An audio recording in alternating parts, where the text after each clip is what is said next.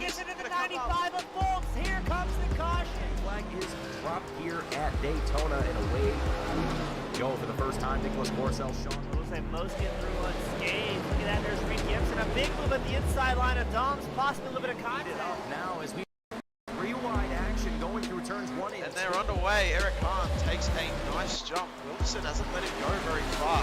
Go out here for Circuit Spa Francorchamps. Alex Johnson's off to a brilliant start there. Just how oddly shaped this one is. We saw in the background Eric Hahn go for a bit of a swing, and he's gone and he's over. New stuff. Cody Graham's the one-on-one up into second place. Alex Johnson 6/10 the lead at the moment. They're dicey up front. There's Andrew Kessel, Justin Sang. They are ready to go. The lights are out, and away we go for the very first time here at Okayama International Circuit. Finley Fitzsimmons.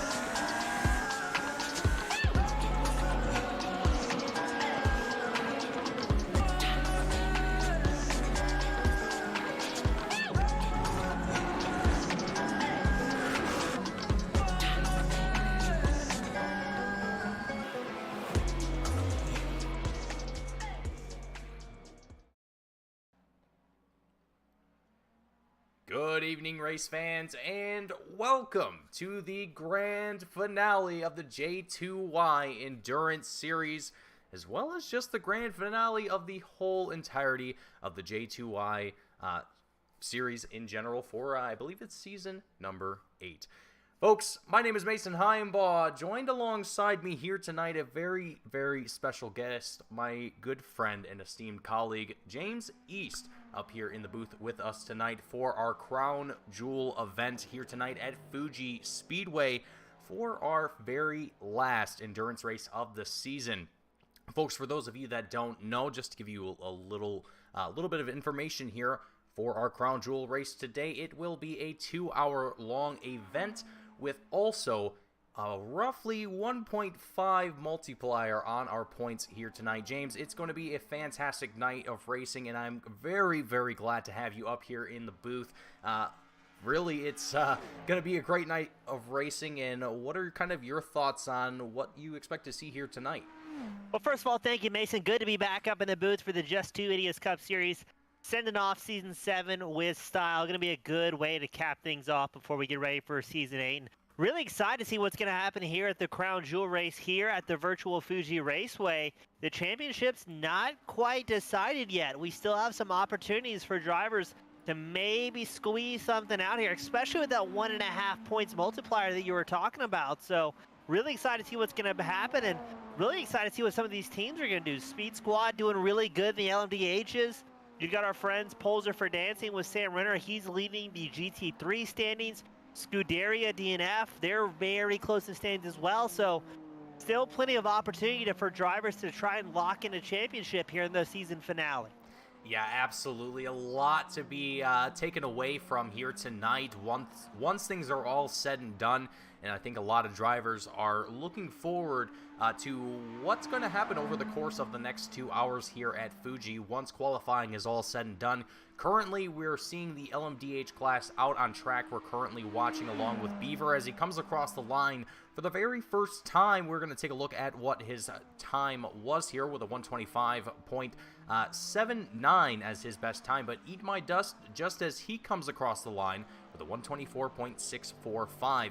And James, as we were talking with a few drivers before we went live here, and just kind of talking about the track, talking about just what we may expect to see here tonight, and some drivers kind of having maybe not necessarily concerns, but being a little wary of what their pace is going to be like here tonight at Fuji, and being that this is the first time that I have been able to do a broadcast here at Fuji. I literally, as I mentioned before we started, I literally purchased the track before we started this broadcast. So this is the first time I've ever even seen the track with my own two eyes. So this is going to be a new experience for myself, but also for some drivers who may not have been on this track before and are just now either learning the track or starting to get comfortable with it. Yeah, I mean, broadcasters and drivers alike, a lot of people just picked up the track for this race right before the race. And as you said, we're hanging out with the drivers, and some guys are like, hey, this is the first time I've ever turned laps here at Fuji. And so it's going to be interesting. The big plus to endurance racing, especially this Crown Jewel format, these drivers have a lot of time to try and get things dialed in. I mean, it's a long format race. There's plenty of different opportunities for different pit strategy, and every lap, even if you're getting passed by a faster class car, gives you an opportunity to maybe watch what the guy in front of you doing. I mean, you could be in a GT3 and somebody like Eat My Dust comes around you and at turn 1, those GT3 drivers will be able to see, all right, the LMDH guy is braking a little bit later here. Here's the line he's taking. So every lap is another opportunity to improve on what you can do out on track. And we've had 5 LMDHs put down time so far. We have not had a GT3 driver put down a qualifying time yet as we pan to Beaver, that number 10. He's currently qualified 3rd in the LMDHs. So going to be interesting to see how quick the pace improves over the course of 2 hours, or drivers going to maybe plateau off a little bit, get in a groove, and just try and keep it clean for the duration of the event. Yeah, absolutely. And just to kind of touch on that, on the fact that GT3 drivers aren't out here yet, and James, I'm sure as you haven't been around and haven't experienced qualifying here with J2I, and for those of you that haven't tuned in before and aren't familiar with the qualifying format, just to kind of fill you all in, for the 20-minute qualifying that we have here, the first 10 minutes is dedicated to the LMDH class. The last 10 minutes is dedicated to the GT3, so we'll only see the LMDH class out here for the first 10 minutes, and the GT3s will take the remaining 10 minutes here. So kind of a unique setup that we have here with J2Y. I don't think it's really something that we see anywhere else in the iRacing world or in other leagues that we've covered here on Team Goon Squad, at least in my experience. And I broadcasted here for, it feels like almost 2 years now at this point, but needless to say, it is one of the most unique formats here, and I think it's probably one of my favorites, to be honest, just given how they kind of handle qualifying and with how many drivers that typically they have here on the grid for these races. Now, today being a little bit of a different story, not as many drivers that we have here for today's race, which for the admins and for the league itself, you know, take it as it is, but would definitely love to see more drivers out there. But for today, 6 drivers for the LMDH class is what we have out here today, and it looks to be like we have 8 drivers for our GT3 class, so 14 drivers overall that will be out here on track. And I think for the 2 hours of Fuji that we have expected here in the next 13 minutes, James, I think it's going to be a lot of great racing, and I think even with the smaller field, it's going to allow for drivers to really, like you mentioned, kind of dial things in, get settled in, and not have to worry too much about lap traffic or even just traffic in general, and really just focus in on clicking off laps and making sure that they're consistent and not putting themselves in danger. Yeah, I agree. It's a long format race. To finish an endurance race, really any race, you have to first finish to finish first, is what I was always told. And I've got to agree with you as well. I mean, I've called hundreds of broadcasts at this point. I have never seen the split format style with 2 different classes. I'm personally a big fan of that. It allows the 2 different class drivers to go out there and see what they can do and see how quickly they can do it. So I'm a big fan of that format. And very impressed with what the drivers were saying and how little seat time they had coming here to Fuji. How close we are here in qualifying. I mean, as our LMDHs continue to hot lap in quali, a very close field. I mean, Ergo at the tail of the pack, a 124.770 compared to Beaver's 122.8.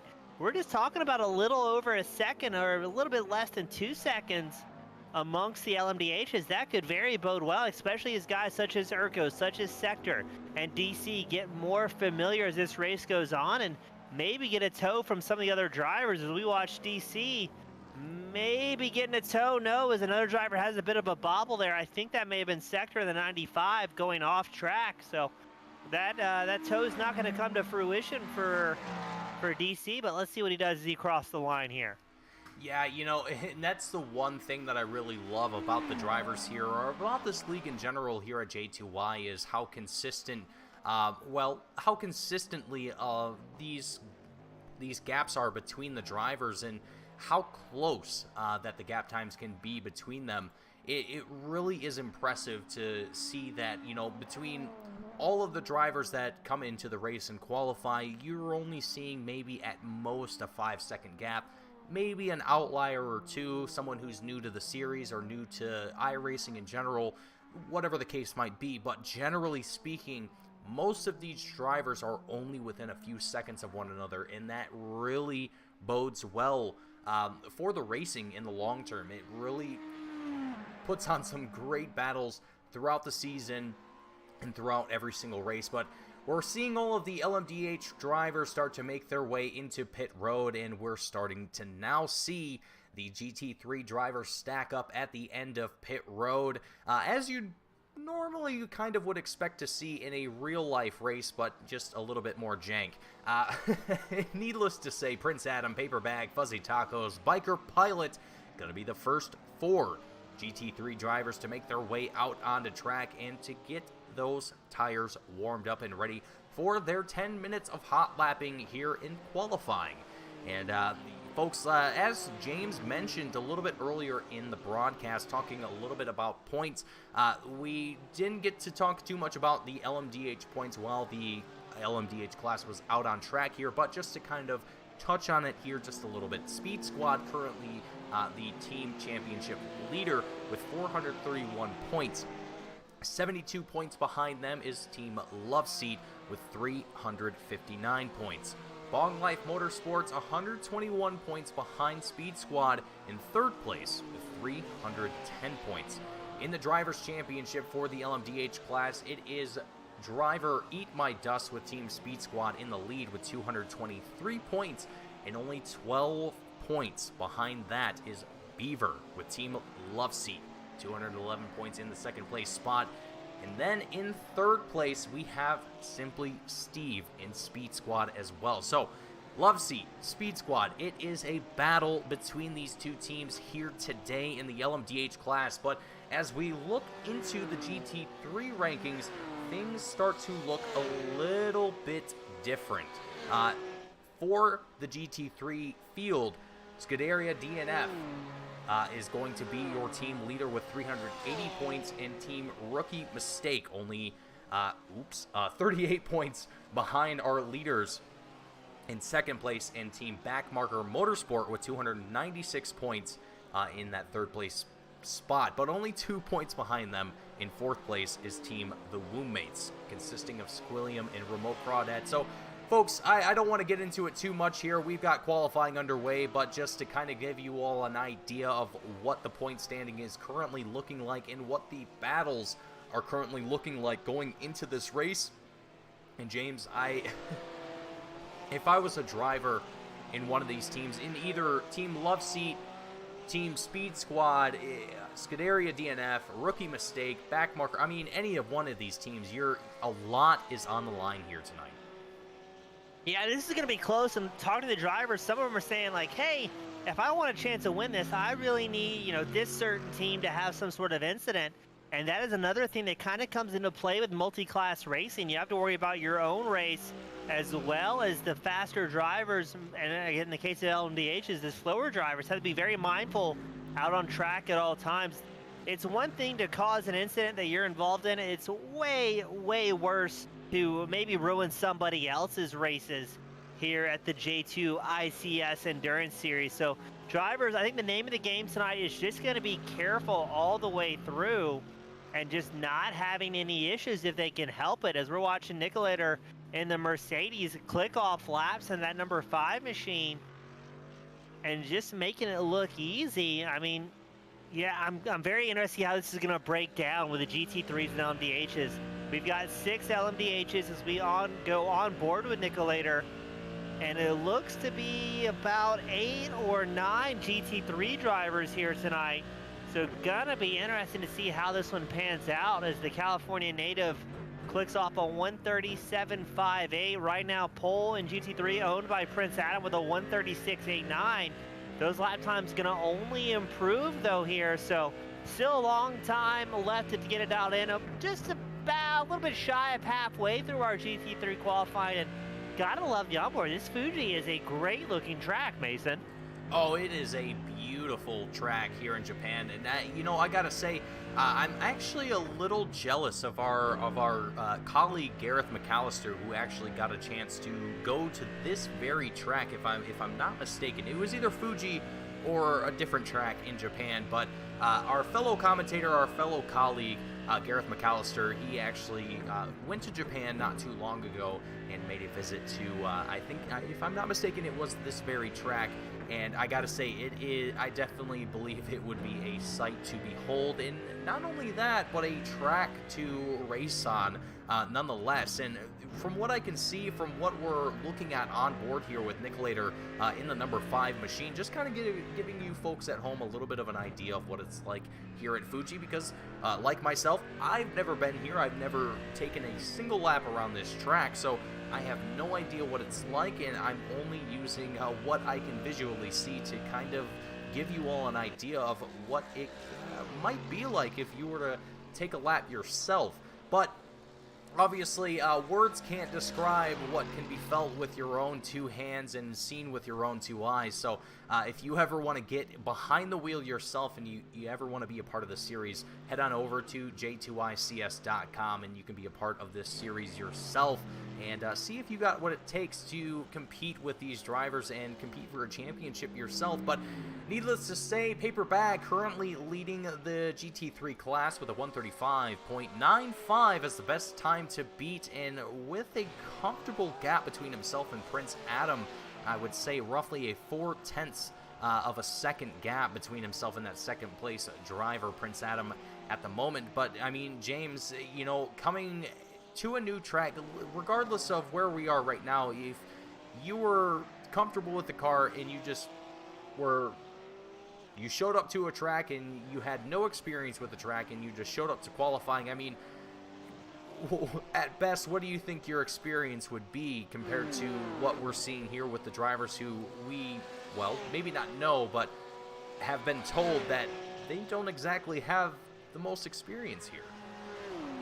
I think if I was in that situation, showing up cold to a track, I had little to no seat time, I would use qualifying just kind of as a baseline setting. Go out there, try and get 1 or 2 laps on the board just to get a semi-decent qualifying position and get the track position. And after that, I would spend the rest of the quali trying to learn the track and working on one section at a time, not trying to string everything together at once, just one corner, one series of corners, try and get my reference points dialed in, and then later on the race, use the upcoming 2 hours as my opportunity to start trying to string together everything I've learned in quali and make slow and steady improvements over the duration of the race. So I don't think quali is the time to go out there, lick the stamp, and send it. I think it's a place and a time to learn to get things dialed in, since they weren't at the practice session, and then try and make improvements from there.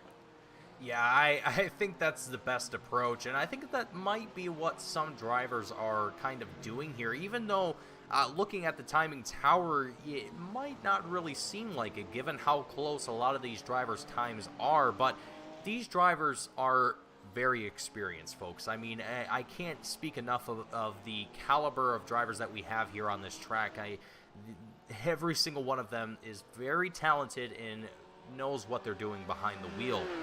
You know, if it was myself on the track right now, I definitely would not be able to keep up with these guys. That is without a doubt.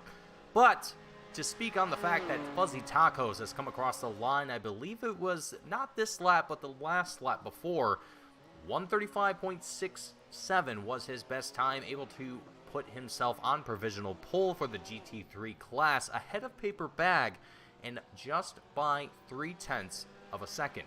So Fuzzy Taco is going to be now the man to beat, as Paperback, Biker Pilot, Prince Adam, they are the closest drivers to beating that time. And really, realistically speaking, if I can get my words out, Paperbag is probably the closest driver to potentially being able to close that time here. But with less than a minute left to go, I am not certain if that is going to be possible here. And Fuzzy Tacos with Team PAFD looks to be quite comfortable and will potentially take the lead. And surprisingly enough, Squilliam, the number 6 driver who we've seen dominate the GT3 class, folks, he is not going to be able to start qualifying here today. He has to start from pit road, and I think that's going to have huge implications here for the number 6 driver, but I don't think it's going to have too much of an impact on his overall race here, as we have less than 15 seconds left to go in qualifying. We will see if any driver is going to be able to improve their time. Fuzzy Tacos makes his way down into pit road. Biker Pilot's going to come across the line one final time and see if he can improve that time. Prince Adam, he manages to come into second place with a 1:35. Wow. That's 5 1,000ths of a second separating Prince Adam and Paper Bag. James, I don't think you can get any closer than that. No, this is going to shape up to be a really good race. Fuzzy Tacos, a little over 2/10 faster than everybody else in the GT3, but Prince Adam, Paper Bag, almost identical quality times. And really, everybody in GT3 separated by about 2 to 3 seconds here in qualifying. And of course, that dark horse Squilliam, the number 6, with the penalty coming into tonight for this long format race, will be starting behind all the other drivers. So I think if there was ever a race to have that penalty, this would be it, where it could still maybe not hinder your performance too bad. As we watch Crew in the 737, this will be his last lap. Is he going to improve on a 1:38.94, as he will be the last driver, I believe? No, we still have Prince Adam out on track. And then we will lock this thing up here in qualifying. Final laps being put in, and it looked like it was going to be cut short there, but it won't be until Prince Adam crosses the line here. Whoa, a big hop over the turtle curb there, and a little bit of a wobble there from Prince Adam, managing to sit into that second place spot here. Going into the start of our race, starting at the front row of the GT3 class, Prince Adam is going to have a very, very good qualifying for himself here today, as well for his team. I think for Prince Adam, this is going to be a great, great day, at least a great start to Fuji, and for the final round of the Endurance Series for Team Backmarker Motorsport, as Prince Adam makes his way back to his pit stall, and we will see the session come to an end, and drivers will make their way back to their starting lineups here, and we'll go ahead and get through our starting row, or at least through our starting grid. Up in the front row, we have Beaver and Simply Steve, just like Simply Lemonade. Up in the second row, Eat My Dust and DC. Third row, we have Sector and Urko. Fourth row, also starting the GT3 class, Fuzzy Tacos and Prince Adam. Fifth row is Paper Bag and Biker Pilot. Sixth row, Bar South and Book. And moving on down the grid here, Nicolator and Crew in our seventh row. And at the tail end of the field, the caboose, Mr. Squilliam. Starting from pit road, he will join the field a little bit later than the rest, but that will be our starting lineup as drivers await for the roughly 1 minute left until we see the lights, or at least the safety car, start to make its way around the track, and we get ourselves ready for our opening laps here at Fuji.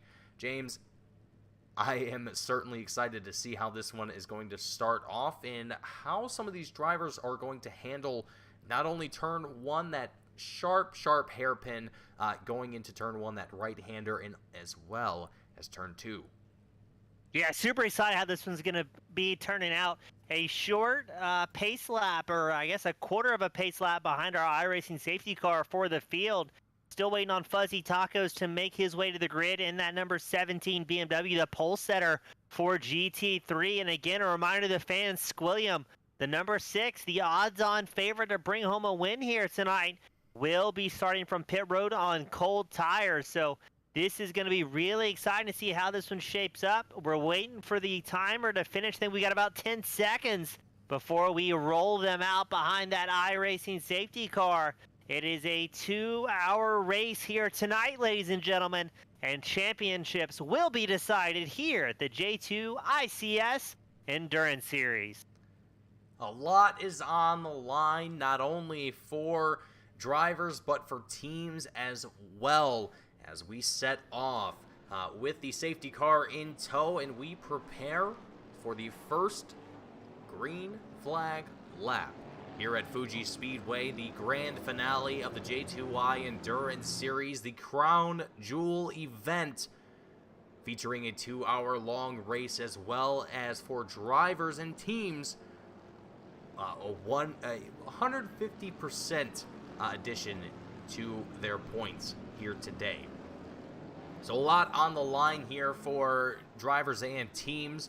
Beaver, Simply Steve, up in the front row of the LMDH class. We see DC Eat My Dust just behind them in the second row as we get ready to gear up for our first opening lap here at Fuji.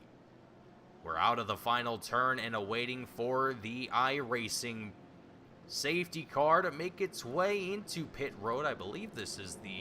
Yes, it is. Okay, for a second there, I thought that wasn't the front straight, but alas, it is. About a 17-second gap between our LMDHs up front. The GT3s definitely a little bit out of sorts here for the start, but Beaver is going to get the field set. Away we go. DC already makes a move for third. Urko's also going to gain a position for fifth, up one spot over their competitors. Now this is where drivers have to remember, as we hint at 3 wide and a big send. I think that was a DC. Way overcooked it on the brakes. It almost took the field out in turn 1. A very, very close incident here for the LMDH class. Let's see how the GT3s handle it. A little bit of a bump towards the back of the GT3 field, but a little bit smoother of an entry into turn 1 for these drivers. And they go single file for the GT3 class, checking back in with the LMDHs for just a moment. Eat My Dust and Simply Steve, both teammates 2 and 3 here at the moment.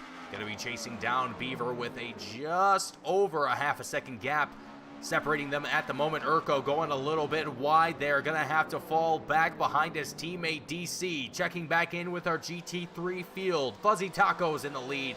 Prince Adam trying to track him down. Under a half a second separating these drivers, but still single file for our GT3 drivers at the moment and for majority of our field.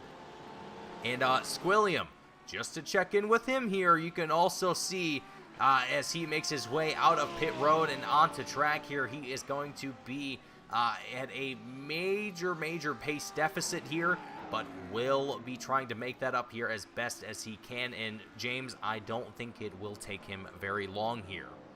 No, I think he's going to put in some work, keep his head down, and see what can happen. There we see Simply Steve and Eat My Dust swapping spots in the battle for second. There's also DC, Sector, and Urko.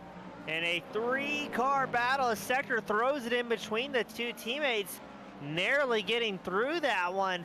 As we've got the interval tower on, the interval timing the left side of your screen. We're watching Urko absolutely harassing way too much the back of Sector. Gets in the 95. Urko throws out the anchor as an apology and throws the hand out the window saying, hey, I'm terribly sorry about that. Get it fired back up. I'll sit behind you. As we get the replay queued up, Urko just came in way too hot, tagging the back of the 95 and just punts Sector out of the way. Yeah, I think that was definitely a big oopsies moment here for the 33 machine of Urko. Yeah, like you said, he definitely threw his hand out the window and was saying, hey, I'm sorry about that. That was definitely my bad. But back here in the GT3 class, Barsal 22 having some troubles of his own. Let's take a quick look at the instant replay here and see what just exactly happened here for Mr. Barsouth. The number 75 Porsche, a self-spin, and nothing else seeming to come from it here, but we also have Squilliam also involved in an incident. It might be a separate one here. Let's actually take a look and see if we can figure that out here, because Squilliam back here in the number 6 machine, back in 9th place in the GT3 class, having his own little predicament. Whoa, indeed. Getting over the curb and getting that car sideways, luckily bringing that number 6 Lamborghini to a stop before any other issues spouting from that. But I'm sure Squilliam definitely feeling the wares of potentially maybe a little cold tires there. I know the Lamborghini, I've driven the Lamborghini plenty of times and can say that it's a little precarious at sometimes, but Squilliam is a lot more of an expert than I am, so take my word with a grain of salt. But anyway, Fuzzy Taco still your remaining GT3 leader. Prince Adam still on the chase here and starting to close it in just a little bit, but looking at timing and scoring here, James, they seem to be equal on pace here, so I think Prince Adam might be just waiting for Fuzzy Tacos to make a crucial mistake here and capitalize on that if he can. Yeah, it's a long format race. We've got 2 hours of this main event, so really no big issue or no big reason to push too aggressively too early on. You just gotta kind of keep your head down, and maybe that's what Prince Adam's doing, just pacing Tacos, saying, hey, that 17 was qualified a little bit better than me, had a little bit faster lap. Let's just sit behind him, see what his strengths are, see what his weaknesses might be, and then late into the race, try and make something happen. And we also heard drivers as well talking about strategy. We might see 2 or 3 stops from the different GT drivers, so that can definitely come into play as well here tonight. Because to me, it looks like Prince Adam just kind of pacing that number 17 BMW, taking it easy, seeing what's going on, but it looks like the BMW definitely has some straight line speed, as it looks like we've got a battle for 10th on our hands, 4th in class. We certainly do. Biker Pilot, Nicolator, they're going to go at it nearly door to door here as we head into turn 1, the sharp right-hand hairpin. Nicolator going to get the inside move here, and up ahead of Biker Pilot. Biker Pilot going to be right on the rear bumper of that number 5 machine as they head off into turn number 2. But Nicolator going to have a little bit more speed with that Mercedes, and frankly, that's kind of surprising to see it.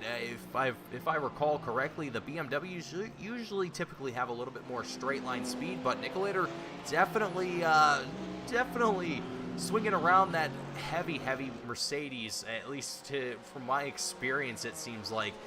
But Biker Pilot's still going to be putting on the chase here as best as he can. We're going to ride on the nose camera for just a second to see a little bit of a different perspective of this battle and get an idea of what the track surface kind of looks like here and where these drivers are, what points these drivers are trying to hit in these turns here. It gives you a little bit better view of the curbs and how the overall track kind of, well, where the bumps are, all of that fun aspects that you don't normally get to see as a driver. As this battle continues on for 4th place in the GT3 class, but 10th place overall as we come down the straightaway and across the checkered line here for lap number 5, but only just about 7 minutes into our 2-hour long race here tonight. We're only just getting started here, folks. Now, Mason, we do have a poll up on the YouTube side of the broadcast, and the question for the fans tonight: can Squilliam overcome a rough start? He had that pit road penalty, not allowed to qualify, plus a massive off track in his opening laps. Right now, 100% of the fans saying, yes, I believe in that number 6 machine. So it's going to be interesting to see how this going. And speaking of, we were talking about Gareth McAllister earlier on in the broadcast. He's joined us in the spectator area asking, did this race start earlier than usual? And yes is the answer, as the Crown Jewel format is a different time. So hopefully McAllister wasn't trying to get into this one, or poor Gareth. I'm sorry. That's so funny.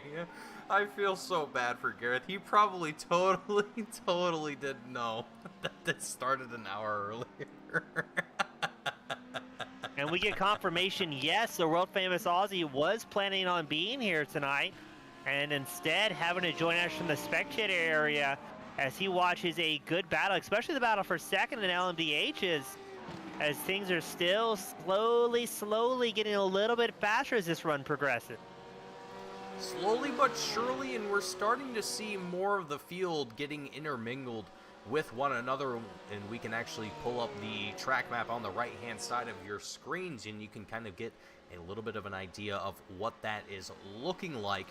But LMDH drivers slowly starting to outlap the GT3 drivers, and again starting to get intermingled with them a little bit. But being how large Fuji Speedway is, I expect at around, I would say probably around the 30-minute mark is where we'll see a relatively large, well, not large, but a relatively noticeable gap between a large chunk of the field, and they'll really be able to settle themselves in as they really start to get into some traffic here. Simply Steve, Eat My Dust, trailing along with one another. They head into a bit of GT3 traffic and narrowly avoiding them, it seems like, but that is just how quickly things can happen here on the racetrack. And no matter how much distance that you have between yourself and other drivers, you still have to keep your eyes open, because you never know when a car can just suddenly appear out of that turn that you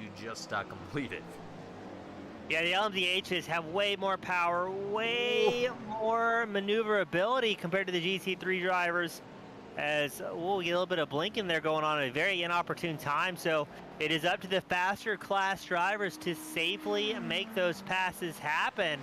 And I think the advantage that Simply Steve and Eat My Dust have here is two teammates linked up nose to tail, not really pressured behind from any other fast class LMDH drivers. So they can kind of take it easy and just safely get through the traffic. Now it looks like Beaver was a little bit more aggressive through traffic as he pulls a bigger gap. And here's the battle for 13th. Bar South and the number 75 makes his way very quickly about Cruise 737 and takes over the 7th in class position. Yeah, and a big shout out to Crew here in the 737 Mercedes. Crew throughout the season, you know, he's kind of been a back marker in a lot of these races, but has always showed up and has always stuck to, has always stayed in the race until the very end. And as I am giving him the sick drift. Oh, no. Well, as I'm giving Crew the big thumbs up here, you know, Crew, I can't say it enough. You know, he has stuck with it every single race, and even despite situations like we just saw, he comes back out and he sticks with it as we see Fuzzy Tacos, the number 17 BMW and the leader for the GT3 class. He falls out of the lead and Prince Adam takes it from him. I think there was an LMDH involved in that one. Let's take a look at the replay and see just exactly what happened. DC, maybe? Oh, I think that was definitely DC here. Yep, most certainly was. And DC didn't exactly get away from it scot-free, as obviously we see here he had to go off track and recover from that incident. But nonetheless, Fuzzy Taco is going to lose his lead and fall back into 5th place in the GT3 class. Prince Adam now going to be your GT3 leader. And I think the number 13 driver at this point is, like I mentioned earlier, James, is he was waiting for that moment to happen, and here it is. Now he's only got to hope that it doesn't happen to him in return. Yeah, it's a long race. Prince Adam up that one spot from where they qualify in that number 13 machine. Just kind of keeping the head down. And yeah, I was just saying there's no rush to try and make big moves here, but now Prince Adam's going to have big eyes as here comes Sector and Urko right behind. They're in a battle for 5th in the LMDH class as well as for that overall. So I think in this spot, Adam's just going to hold their line very consistently, try and stay smooth and very predictable. And that should, in theory, help facilitate passes for the faster class cars. And yeah, that's exactly what Prince Adam is doing right there, holding the line, giving a little bit maybe more space to the LMDHs, and letting those passes happen. It's better to give up a couple of tenths, letting the faster class cars by, than giving up a perfectly good race car. There was almost contact there as Urko had a bit of a moment. Yeah, Urko definitely giving it a little bit too much beans there, but yeah, James, I mean, that's a real critical point about endurance racing, especially when you're, I mean, it really goes both ways. Both classes, whether it's the faster or the slower class, they both have to be aware of their surroundings. They, you know, the GT3 class, they really need to be aware of the fact that there are going to be faster cars that are going to make passes, but it's also on the LMDH drivers, the faster class drivers, to ensure that they're not making passes in places that it's not safe.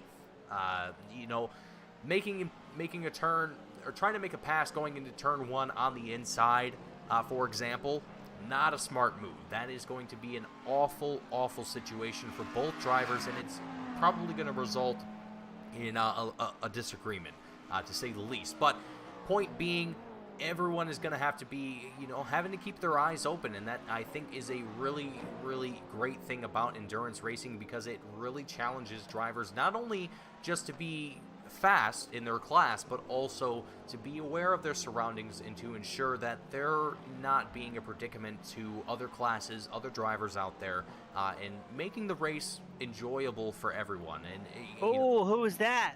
I believe that's Sector. The number 95 machine goes way wide out of the final turn onto the front straightaway, and falling right behind Urko, he gets into the slipstream down the front straightaway, heading into turn number 1. Sector, the number 95, going to be almost on the rear wing of Urko here, backs off going into turn 1. Definitely giving him a little bit of a room here. Urko locks up the brakes going into turn 1, but keeping the pace moving here. In Sector, just kind of lingering there, not necessarily pushing aggressively, but I think that he definitely notices that Urko is on the limit here, and Sector might just be playing the long game here, James. Yeah, Sector, I mean, with that off track on their own behalf, kind of maybe gets you a little bit wide-eyed and wakes you up a little bit, as unfortunately Crew in that 737 having compounding issues at the back of the field, running 9th in class, 15th overall, and I think he might be driving a little bit wounded here. Yeah, he's missing that rear wing.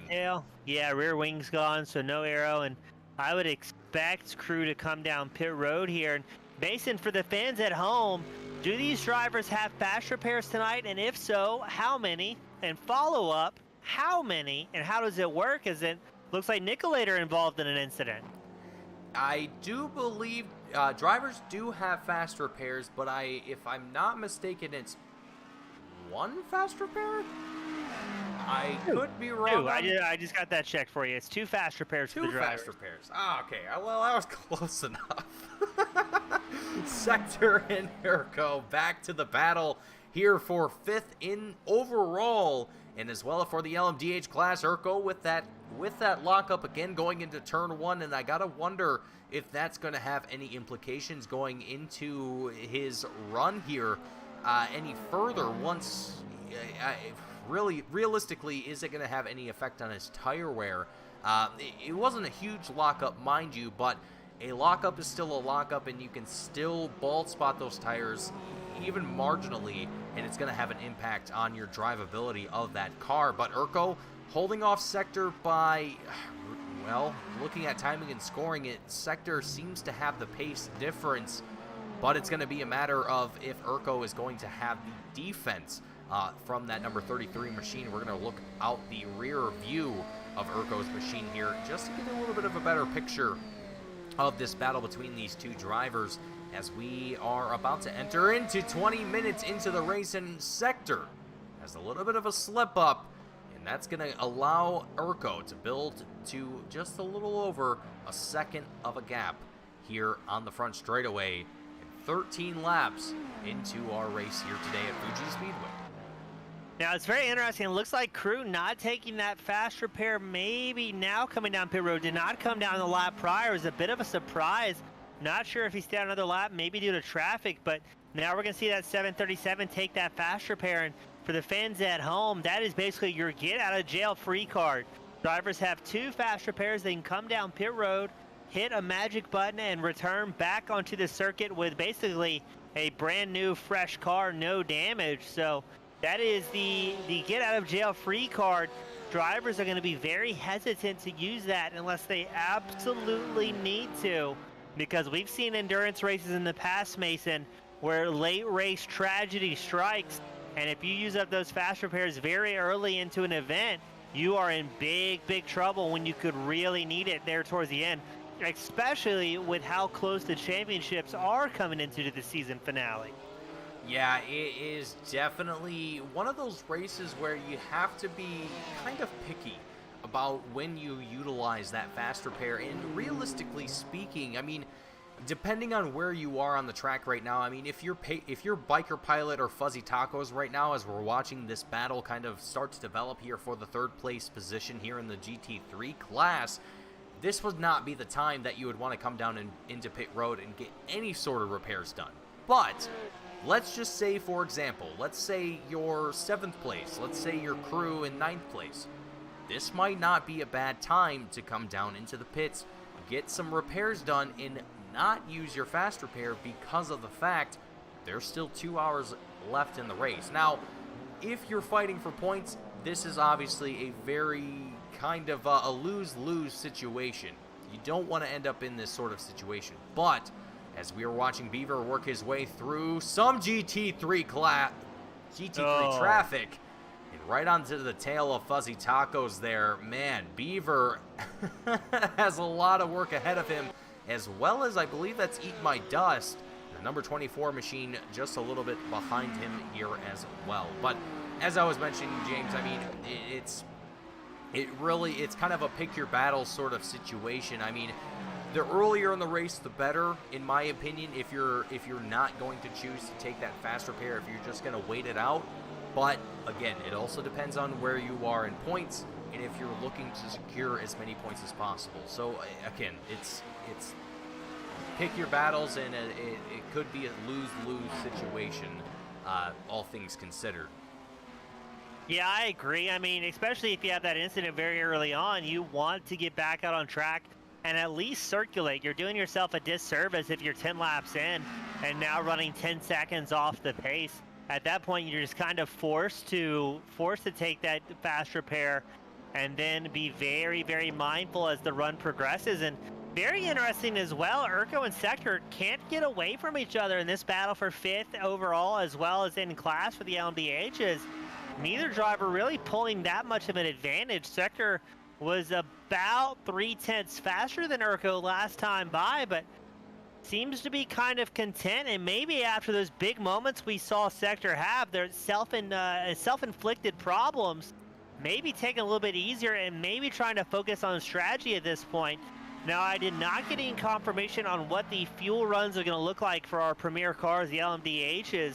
So it's going to be very interesting to see how this one shapes down. And these cars can, I believe all the cars now, GT3 and LMDHs, can take fuel and tires at the same time. Is that correct, Mason?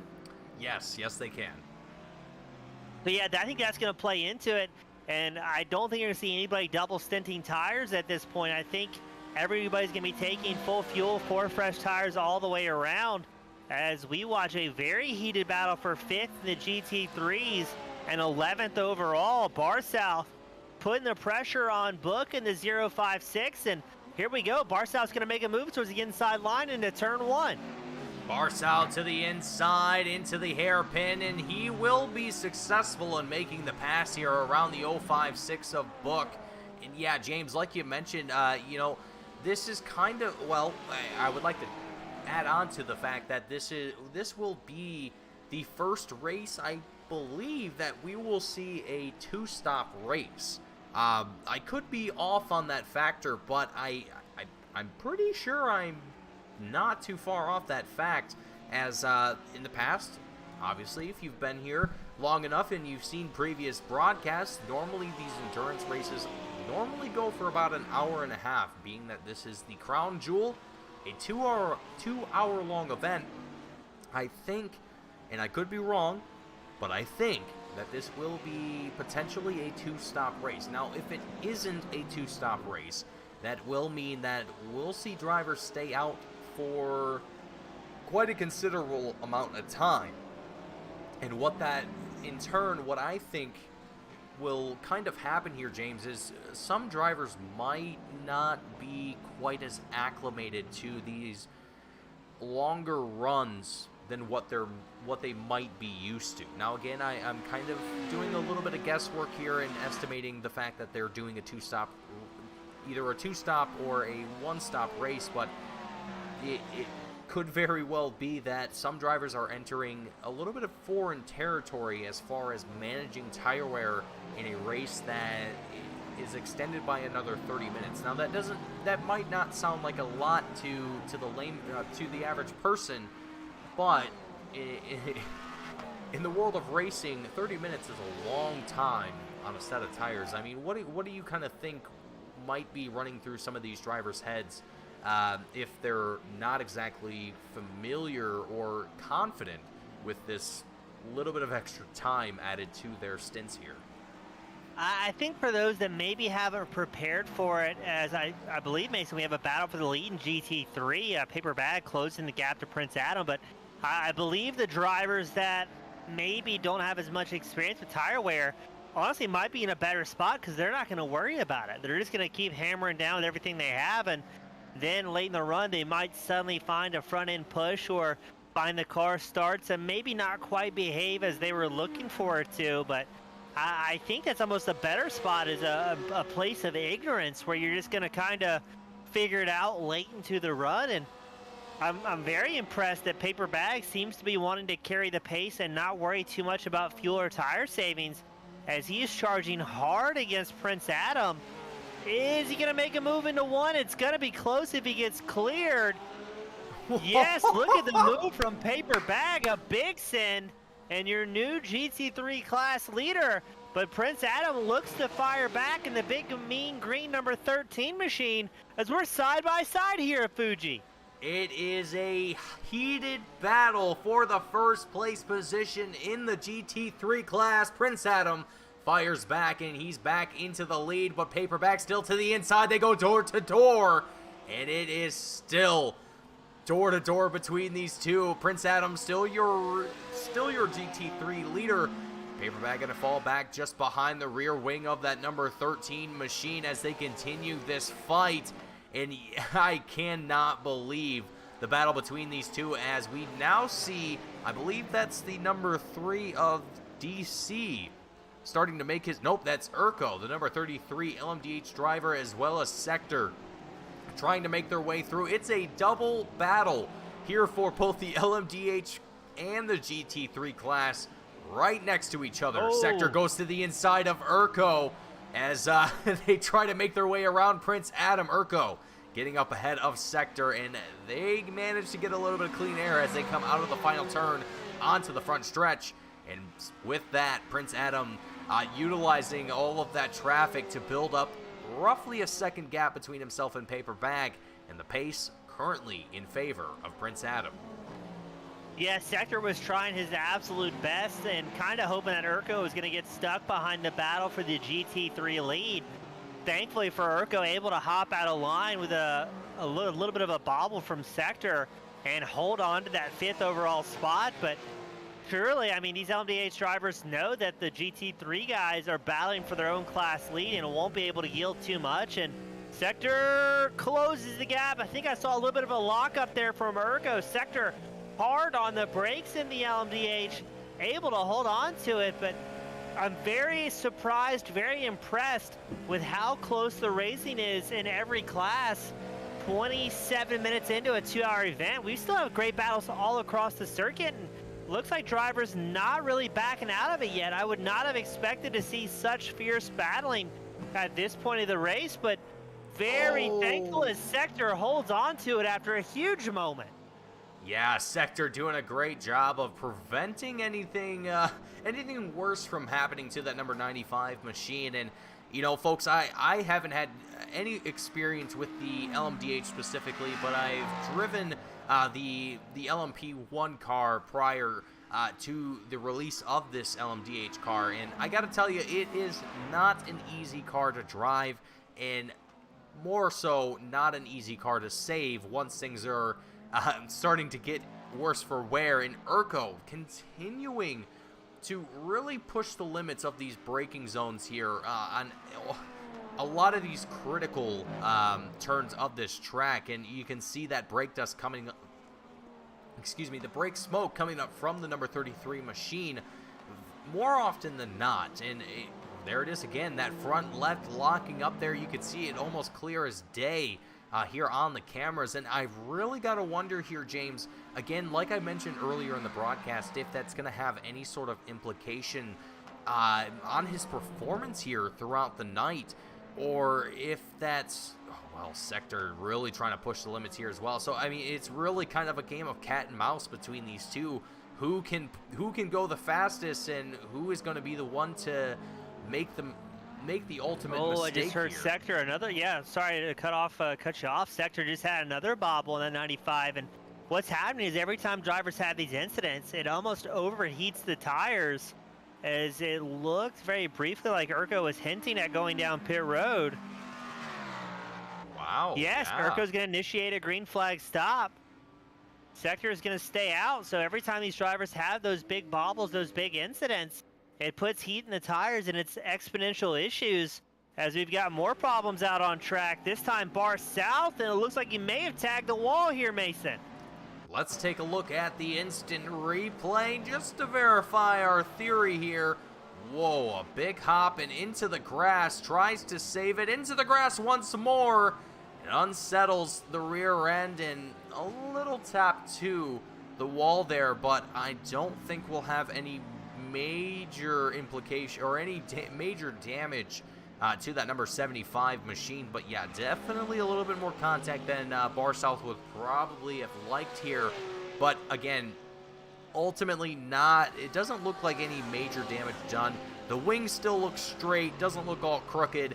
The wheels still look like they're in the right spot. So I think all things considered, Bar South is in good shape here and can still keep his drive going, retaining the 8th place position here in the GT3 class. But as we just saw Urko come down into pit road for the first time, at least what seems like officially for an official pit stop here, I got to start to wonder if we're going to start to see more of the LMDH class start to trickle their way down into pit road after only 20 laps here at Fuji, which would make me start to wonder, James, if my initial theory of a 2-stop race might be a little off here.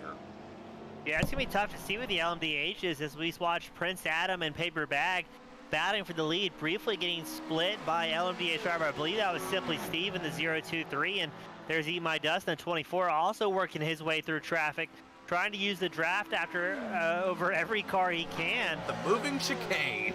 Yeah, no doubt. Hard on the throttle. And going to use his teammate who's a lap down for a draft as well. We pan back to Squilliam. He's got a battle for 5th. He is working up in the GT3. That will also be for 11th overall as he goes side by side with Book in the 056. Looks like Squilliam's going to get that position going into turn 1. And yeah, interesting to talk about pit strategy. I mean, if Urko is on strategy, that's going to be a 4-stop race for the number 33. I can't imagine that will be the call, but here we go. Now DC down pit road, the number 3. DC coming down into pit road on lap 23, just 3 laps later than Urko and the number 33 machine, his teammate.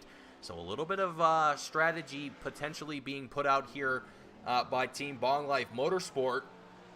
However, that still does not seem to be entirely the case for the rest of the LMDH field, as we're still awaiting to see if any other drivers in that class are going to make their way down into pit road. So potentially, James, could we see...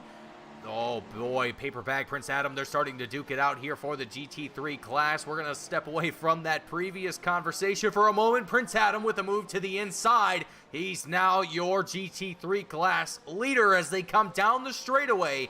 And Paper Bag on the chase here, having a little bit of draft in his support. It's going to be a drag race down to turn 1. And who is he going to pull? Is he going to try and extend the braking zone here a little bit, or shorten it rather, flashing a the little bit lights of a flash there. of the high beams, yeah. Paperback saying, all right, I see you. Let's get this thing going as he tucks right back in behind Prince Adam.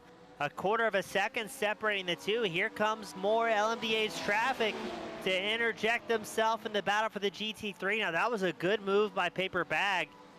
Backs off the corner very slightly to allow the LMDH by without losing too much time, and has great corner exit. Cost Paperback about a quarter of a second, but look at that, closing the gap right back up to Prince Adam. And man, we are a quarter of the way through this main event, this season finale, and this has been some great back and forth here tonight. Yeah, you know, and it just makes me wonder what the field would look like if there were a little bit more drivers present. You know, it almost makes me kind of appreciate the fact that there aren't as many drivers out here, because frankly, it would be a little bit more chaotic, as we have DC finding himself off track here, fifth place in the GT or in the LMDH class. I'm getting all my words garbled up here, but let's take a look at the instant replay. Going through the chicane, and a little bit of a wobble there, recovers from it, and oh boy, I think James, he might have overheated the tires on that one and trying to fight it, working through that very tricky part of the track, and ultimately just not able to get the grip down to keep that car stable. But DC's still back out here on track, and locking up the brakes going into turn one. Not the thing you want to do here, as we see Prince Adam Paperbag continue to fight it out here for the lead in the GT3 class. Yeah, Paperbag wisely heavy on the brakes to avoid the out-of-control LMDH, but that has cost the number 420 machine a massive amount of time. Now 1 3/4 seconds back from that GT3 class leader, Prince Adam, number 13. And Mason, it looks like things are getting a little bit dicey up front with the LMDHs as well. Beaver, Simply Steve, and Eat My Dust starting to close the gap amongst each other. Looks like about a quarter of a second in the LMDHs. So really all top 3 drivers in the mix here. Your top 4 LMDHs have yet to come down pit road. The 2 teammates, DC and Urko, came in around lap 20 and 22. So interesting to see how this strategy is going to develop, as Beaver has company from the Simply Steve 023, and I think Eat My Dust still in the mix as well, although they did back out of it slightly in the 24, maybe to watch this battle for the lead unfold and maybe do a little bit of fuel management here. Yeah, you know, and that's kind of the interesting thing about team strategies here, as Simply Steve closing the gap here between himself and Beaver, almost to under what seemed like under a quarter of a second there for a moment, but having to back off here just a little bit. But Simply Steve, Eat My Dust, they are definitely seem to be communicating with one another, trying to figure out what they can kind of do team-wise here. They Simply Steve obviously having the pace to match with Beaver or even exceed that. Eat My Dust just almost this reminds me of a Red Bull strategy. You know, Max Verstappen staying out in the lead, Sergio Perez hanging out kind of second place, just kind of, you know, just holding up the field, maybe just watching and seeing what happens. And worst case scenario, he takes the lead and wins the race. But point being here, these 2 drivers with Simply Steve and Eat My Dust, they are definitely playing a game of chess here. And right now, Beaver he's the pawn, and he's having to figure out what to do here. But Beaver is not exactly ill-familiar with these sorts of situations, and doesn't exactly crack under pressure very easily. So it's going to be interesting to see what Simply Steve as well as Eat My Dust are going to have in store here for Beaver, but also if Beaver is really going to be able to keep this pace consistent and kind of throw these guys off of their game here over the course of the next, well, little less than an hour and a half now before we see the checkered flag. As I say that, Eat My Dust seeing a little bit of grass there and falling a little bit behind, but nothing else coming from it. But that's the exact sort of thing that I think Beaver is kind of looking for. Yeah, more lap traffic on the horizon for Beaver, your overall and LMDH leader. Now this is where Simply Steve could have things kind of gifted to him as GT3s scatter across the track to avoid the overall race leader. And it looked like Simply Steve had a moment there as well. No, Steve's going to dive down pit road, come in for a green flag stop. Beaver will stay out as well as Eat My Dust. Now I'm curious to see maybe Sector might be coming down pit road, the 95 machine as well. Those are the 3 LMDHs who have yet to box, so it's your top 2. Beaver and Eat My Dust opting to stay out. Eat My Dust has a little bit tougher time navigating traffic, now 2.5 seconds back from the number 10 race leader Beaver. And it also looks like Nicolator, the number 5, coming down pit road for the GT3s. So we are officially into the green flag stops, about 38 minutes into this 2-hour event. Now I'm curious to see how long can Beaver and Eat My Dust go for as they continue to stretch the fuel mileage out and continue putting down hot laps. Beaver less than 4/10 off his fastest lap of the race last time by, so definitely not losing much, if any, time, and doing a great job carrying the momentum across the duration of this fuel run.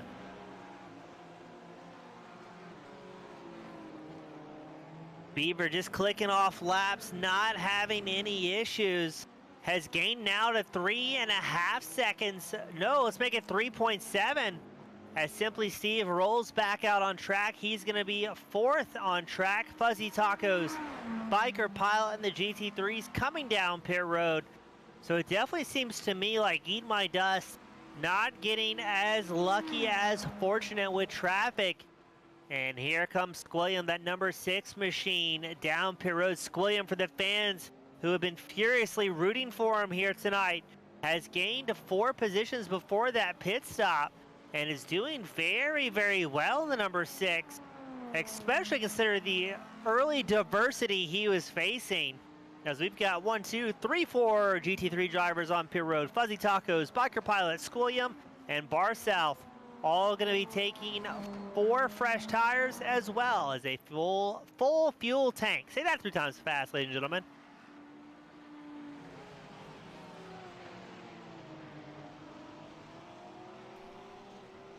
We're watching Paper Bag and the number 420 machine behind Prince Adam has closed the gap back down to 6/10. Everybody inside the top 3 with GT3s yet to come down pit road, and very impressed with how close things have been between Prince Adam and Paper Bag. Never really getting more than a second between these 2 drivers battling for the GT3 lead. Prince Adam's going to come down pit road and will be stalked by Paper Bag's 420 machine. For the first time, we see the GT3 class make their way down into pit road. And yeah, James, kind of touching on my theory for pit stops here, pit strategies. It's really interesting to see because we're now starting to see Prince Adam, Paper Bag, our GT3 leaders, make their way down into the pits. But what we haven't seen is Beaver, Eat My Dust, and Sector make their way down into the pits yet here. We can actually take a look at that here on the left-hand side of your screens. We can take a look at drivers' pit laps, and you can see Beaver, Eat My Dust, and Sector. It is blank. Book as well in the GT3 class has yet to come down into the pits here as well.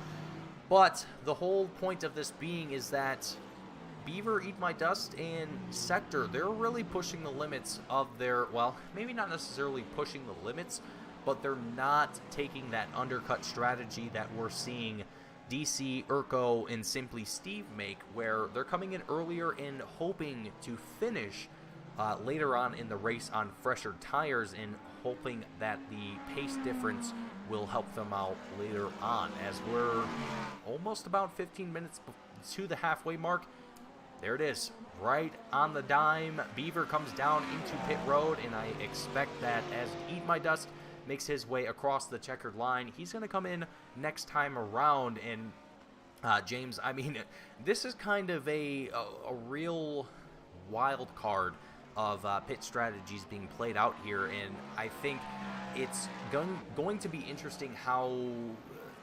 realistically the drivers who are coming in now versus the drivers who came in a little bit earlier, how those strategies are going to play out and how those fights are going to develop later on, because I do expect that they will close in on one another here before too long. Maybe not extremely to the point where they're battling, you know, tenths of a second with one another, but it could be where we're seeing some swapping of positions just based on pit strategies here. So again, I'm spitballing here, but it's going to be an interesting night for pit strategies.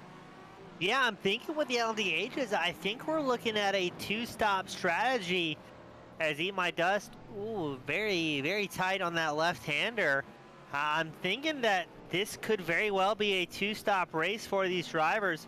We have the pit lane lap, or pit stops on the left side of your screen, the live timing tower, to see where your favorite driver came down pit road, and now we've got the intervals pulled up for the fans at home. But yeah, I'm fairly confident, doing a little bit of napkin math up here in the booth, that we're going to see drivers stretch that thing out and then only have to complete one more green flag stop. Now, I'm not super sure what's going to happen here with the GT3s. I think that's going to be a little bit tighter for the drivers, as Paper Bag, after that lap 25 pit stop, working through now. The GT3 class leader, Book, yet to come down pit road in the 056. So going to be interesting to see what the strategy is. There we go, the bottom right hand of your screen. You can see where your favorite driver is at on as far as pit strategy and stint length, Mason. Yeah, you can see on the left-hand side of the stint length, you can see the orange kind of indicator there. That is for your LMDH drivers. The blue is for your GT3 class, as indicated on the left-hand side of your screens on the timing tower. But this is to give you folks a little bit of an idea of what everyone's pit strategy currently looks like and how things are currently shaping out. So you can see Eat My Dust and Sector currently on 31 and 30 laps respectively.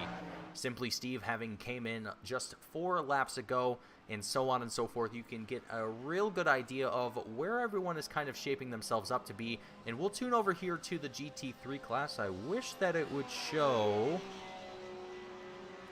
if I can fix this here. Let's see if this will work. Okay, well, that, you know, close enough.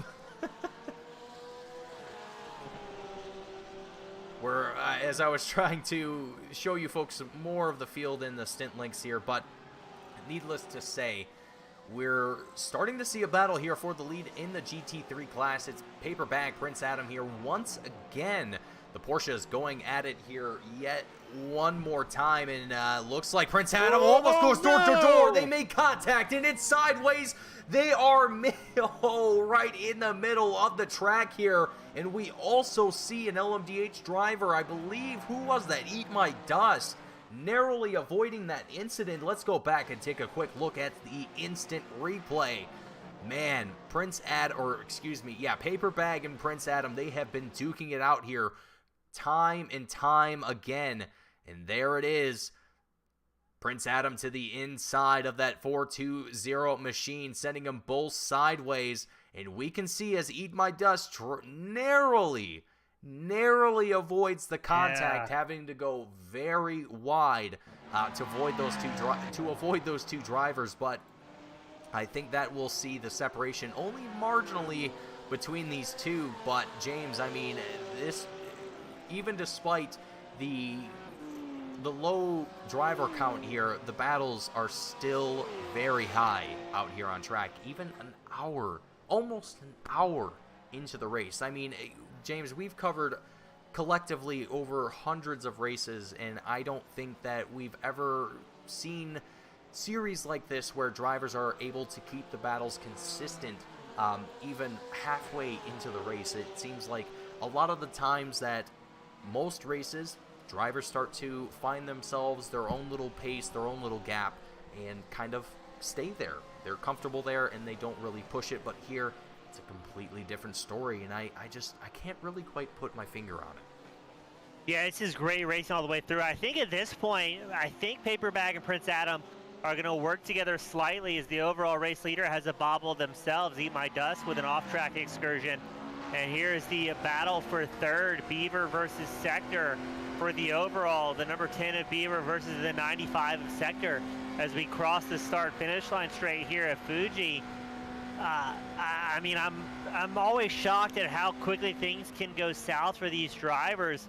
I mean, you saw Eat My Dust did everything right, navigating traffic as there's almost contact between Sector and Beaver. Both drivers able to get through. Looks like Sector gets pushed a little bit wide. Beaver takes over that 3rd overall spot. But talking about Eat My Dust, did everything right, lifted for the incident. Paperback Prince Adam thought they were doing the right thing, rolling back slightly to try and get off the race line.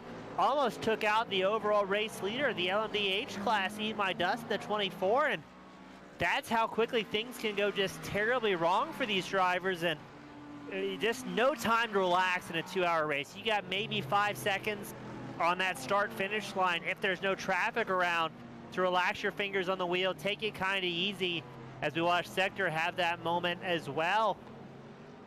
But with this multi-class racing, really no opportunity to take a breather. It is non-stop action from start to finish. Even if it's not a battle for your class, there's other drivers out on track continuously throwing you curveballs here. Yeah, you know, and that's one thing that I think a lot of non-racing folks kind of don't necessarily get to see a whole lot of, or don't necessarily understand or appreciate to the fullest of its extent, because what a lot of people don't see is that constant focus of attention. You know, you're constantly, like you said, James, you're at 110%, if not more, the entirety of that race, and you only have a handful of seconds to take your hands off that wheel for a second and just breathe. The rest of that time is purely focused on making sure you're hitting your marks every single time. You're not hitting the driver ahead of you. You're trying to overtake, etc., etc., etc. I can go on and on, but the thing that I think doesn't really get to really be appreciated by a lot of folks who, again, aren't in the motorsport realm or sim racing, whatever the case might be, they don't get to see what the drivers have to go through and have to deal with in a 2-hour-long race, a 3-hour-long race. And folks, for this series, as we're seeing the battle between Nicolator and Barsow 22 develop here, the battle for 6th place in the GT3 class as they come out of the final turn in a drag race down the front straight as Eat My Dust, the 24 LMDH driver, makes his way around the traffic here. Nicolator going to fall in right behind Bar South here, trying to get some of that draft as they come down into turn 1, 3 wide with Simply Steve as he tries to quickly make his way around these two drivers. Both of them almost hitting the same exact braking point, maybe Nicolator extending it by about 5 or 10 feet. Well, 15 feet, I should say. That's a little bit too short there. But either way, the battles continue to develop here, and I just cannot express enough how difficult it actually is to be behind the wheel for 2 hours in cars that can go well over 150 mile an hour. It's just, even in a simulator, it is definitely a test of endurance, both physically and mentally. Yeah, I fully agree with you. I mean, no chance of breaks at all for these drivers. Everybody's running this thing solo as Eat My Dust, the overall leader, down pit road for their first stop of the evening. Very late into the race, 51 minutes into this main event, so definitely going to be a 2-stop race, barring any incidents for that number 24 machine. And talking about pace, the LMDH is hitting speeds in excess of 190 miles an hour. Every GT3 hitting speeds over 160 miles an hour here at Fuji. So these guys are really carrying good pace, and the case of Paperbag and Prince Adam, 2nd and 3rd in class for the GT3, really no chance of a break at all, as we've seen contact between the two. Looks like Simply Steve and Bieber will take over the 1st and 2nd spot. Eat My Dust will roll back out on track 3rd, as Sector also down pit road for their first pit stop in 95. So some drivers doing it a little bit later. I think some drivers opting to maybe undercut a little bit and get some fresh tires, as we've got more 3-wide action and more battling for 12th. That is Bar South versus Nicolator, 12th overall, 6th in class. And thankfully, it looked like that was Eat My Dust able to get out of pit road just in time ahead of this GT3 battle. Yeah, you know, that's always my worst fear, being in a race where green flag pit stops are a thing, is coming out on track when other drivers are about to make the same turn as you. It's always a fear of mine that that I'm gonna run into them, or I'm gonna lock it up or spin out or something. I'm also not very good on the iRacing service. I still have a lot to learn, but point being, it's definitely a little sketchy when you're a new driver and trying not to wreck anyone else's day here. But we're still seeing the battle between Barsal 22 and Nicolator develop here for the 6th place position in the GT3 class. Paperbag and Prince Adam, they're also having their own battle for 2nd place, continuing their trend here, as it seems like Paperbag and Prince Adam, I mean, they're basically magnetized to one another. It seems like these two Porsches are just not able to get away from one another, and they continue their fight between each other, even despite the various incidents that we've seen both of them involved in throughout this race here.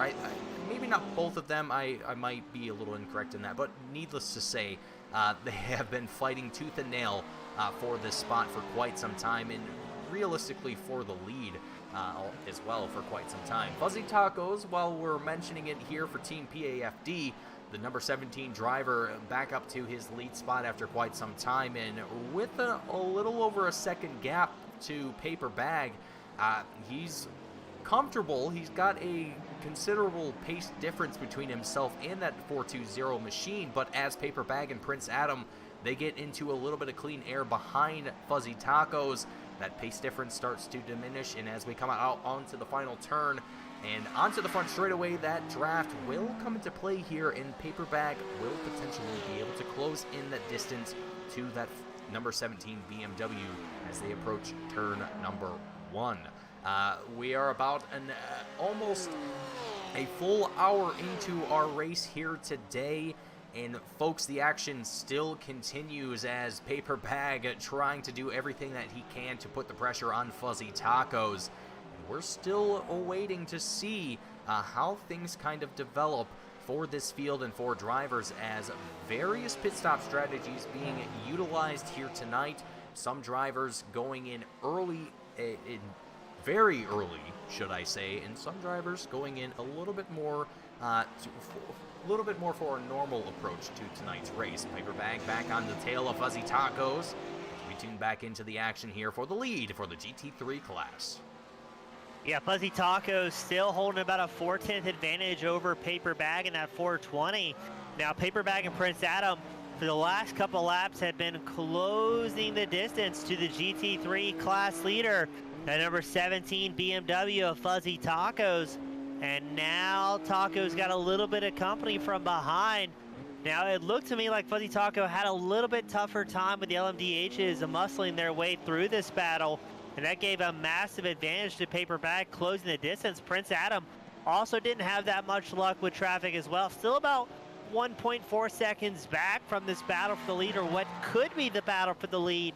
But it has definitely been about traffic management and a major luck of the draw, as Paperbag this time by about 2/10 closer to the back of Fuzzy Tacos, I think has squarely caught the draft of that BMW. Now, I think clean air versus clean air, the number 17 of Taco has the advantage on straight line speed, but Paperbag putting that Porsche right behind the wide BMW kind of takes that advantage away from Tacos and allows that Porsche to stay right there on the back bumper. And you can see, though, Prince Adam staying right there as well, gaining a little bit of time on the drivers in front. Everybody in the top 3 of GT3 putting down very similar lap times, but I'm curious to see if Fuzzy Tacos and Paperbag stay lined up nose to tail. I would not be surprised for Prince Adam to close that 1 second deficit and very quickly make this a 3-car battle for the lead in GT3. Yeah, I 100% agree. If Fuzzy Tacos can hold up Paperbag here in a matter of defense here for his lead in the GT3 class, Prince Adam very well can have that door opened up for him to close in the gap, and there it is, already underneath a second of a gap between himself and Paperbag, That is exactly the opportunity that he's going to be looking for as Fuzzy Tacos and Paper Bag continue the battle. But Paper Bag, meanwhile, goes to the inside of Fuzzy Tacos for the lead, and he will take that lead as they come out of the final turn onto the front straightaway. The 4-2-0, now your GT3 class leader. As we are just a few minutes to the halfway mark in today's race, Fuzzy Tacos closing in right on the rear wing of the 420 machine and goes to the inside as we head into turn number 1. Prince Adam also right there in the mix of things as well. Heading into turn 1, Fuzzy Tacos with that inside line advantage. He is going to take back the lead, but Paper Bag gonna bring back the fight here, in Prince Adam gonna join him along in that battle here as well. The battles don't stop here with J2Y, they just keep brewing away. We are just an hour into our endurance race here today. The action has not stopped yet as Paper Bag goes back to the almost looks to the inside of the number 17 PAFD BMW. Not quite enough room to make it happen, not quite enough pace to make it happen. And Prince Adam continuing to apply the pressure here as well. James, this is looking real spicy here. Yeah, we get ready to throw out the cross green and white flags, signaling the halfway mark of today's race. And very impressed, the top 3 drivers of the GT3 separated by less than a second. We know Paper Bag and Prince Adam aren't afraid to throw some elbows out and make some aggressive moves. But now it's going to be Fuzzy Tacos at BMW trying to fend off the 2 Porsches from behind. And doing a fantastic job. Fuzzy Tacos actually gains a couple of tenths there, extending that lead to 0.7 of a second. Paper Bag holds a half-second margin over Prince Adam. And man, honestly, I thought the lap prior, Prince Adam was going to have a little bit better luck. With Tacos and Paper Bag going side by side, I thought Prince Adam was going to be in a very good spot to maybe force the issue and sneak by for the race lead. But that BMW trying to put all the power down as the 2 Porsches doing everything they can to try and work the angles, but it very quickly the field starts to stretch out again after they leave turn 1. It kind of accordion effect back and forth. Fuzzy Tacos will have down to maybe 2-3 tenths of a second advantage, brings it back to 8-9 tenths, and then Paper Bag swings it back in his favor. So interesting to see the different cars, the different driving style, and the setup differences really affect what these drivers can do out on track. Is it seems like it is very close on pace no matter how you cut it here, Fuji. Yeah, it really, particularly the GT3 class, it's very interesting how differently the cars kind of handle track to track and so on and so forth, and setup to setup. But ultimately, you know, the BMWs, the Porsches, the Lamborghinis, the Fords, they're all going to have different strengths and different weaknesses. The BMWs, if I do recall correctly, they have slightly better straight line speed. The Porsches, however, they have the better turning ability out of these 2 cars that we're seeing on our screens right now. So again, it's going to vary car to car, it's going to vary driver to driver, setup to setup, track to track, but ultimately there's going to be different advantages and different disadvantages to every single car, and it's up to the driver to take advantage of those advantages and try and mitigate those disadvantages as much as they can.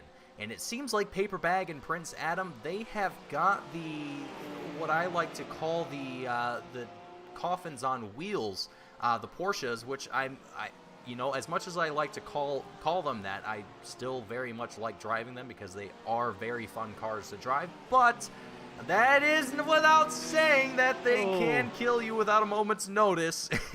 And Paper Bag getting it right to the bumper of Fuzzy Tacos here, definitely pushing it tooth and nail for the lead here in the GT3 class. And might I also add here, James, you know, Squilliam, we haven't touched on him here in quite some time, but the number 6 Lamborghini has moved his way up into 6th place and is currently on pace to be able to get up to the end of Biker Pilot in that number 42 BMW. So will we potentially see a battle for 4th place? Or could that change here as Fuzzy Tacos takes back the lead for the GT3 class? Fuzzy Tacos, Paper Bag, Prince Adam. The fight doesn't end here between these 3 drivers. And frankly, James, I am thrilled at the fact that we have these drivers duking it out here at this point, halfway into our race. I'm afraid to pan the camera here, but Simply Steve, the overall race leader, has crashed out of the lead, losing the spot to Beaver.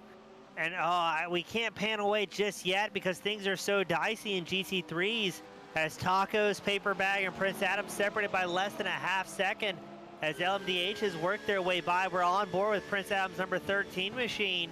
I was expecting a move into turn 1 from the 2 Porsche drivers, not able to make anything happen, but there we go. There's the battle for the lead. Paper Bag, Fuzzy Tacos swapping back and forth.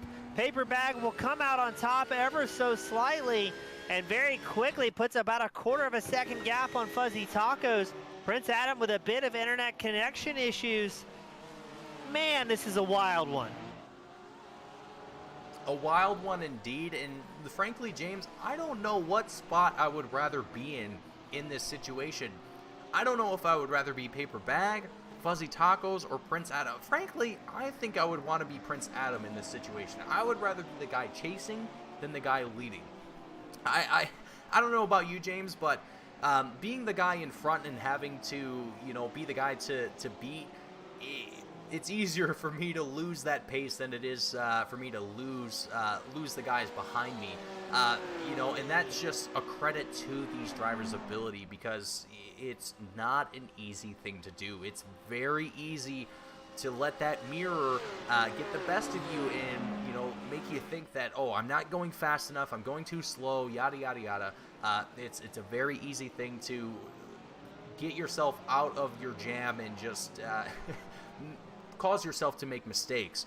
But again, these drivers make it look very easy as we see some LMDH traffic make their way through the GT3 field. Beaver just now making his way through, and here we see Simply Steve making his way around Paper Bag. But yeah, James, I mean, just to touch on it here a little bit, I mean, if you were in this situation, if you're Paper Bag, Fuzzy Tacos, Prince Adam, who would you rather be in this situation? I would, it's 100% easier to be the driver chasing that rabbit in front of you pretty much in any situation. When you're up front and have drivers breathing down your neck, you're giving them an advantage every time they watch you take a corner and see what's going on. But so yeah, I would prefer to be the chasing driver, especially with the 55 minutes left to go. But we're gonna see if we can get a replay queued up of Simply Steve on the lap 44, crash out of the lead and lost the spot to Beaver, the number 10 machine. Not quite sure what happened here. Looks like it might be a solo incident. Yeah, just loses the back end of the car, tries to chase it up the track and does a good job getting it slowed down in time, but that might be the easiest pass for the lead Beaver's ever going to get in his racing career. Yeah, I don't think you could ever get an easier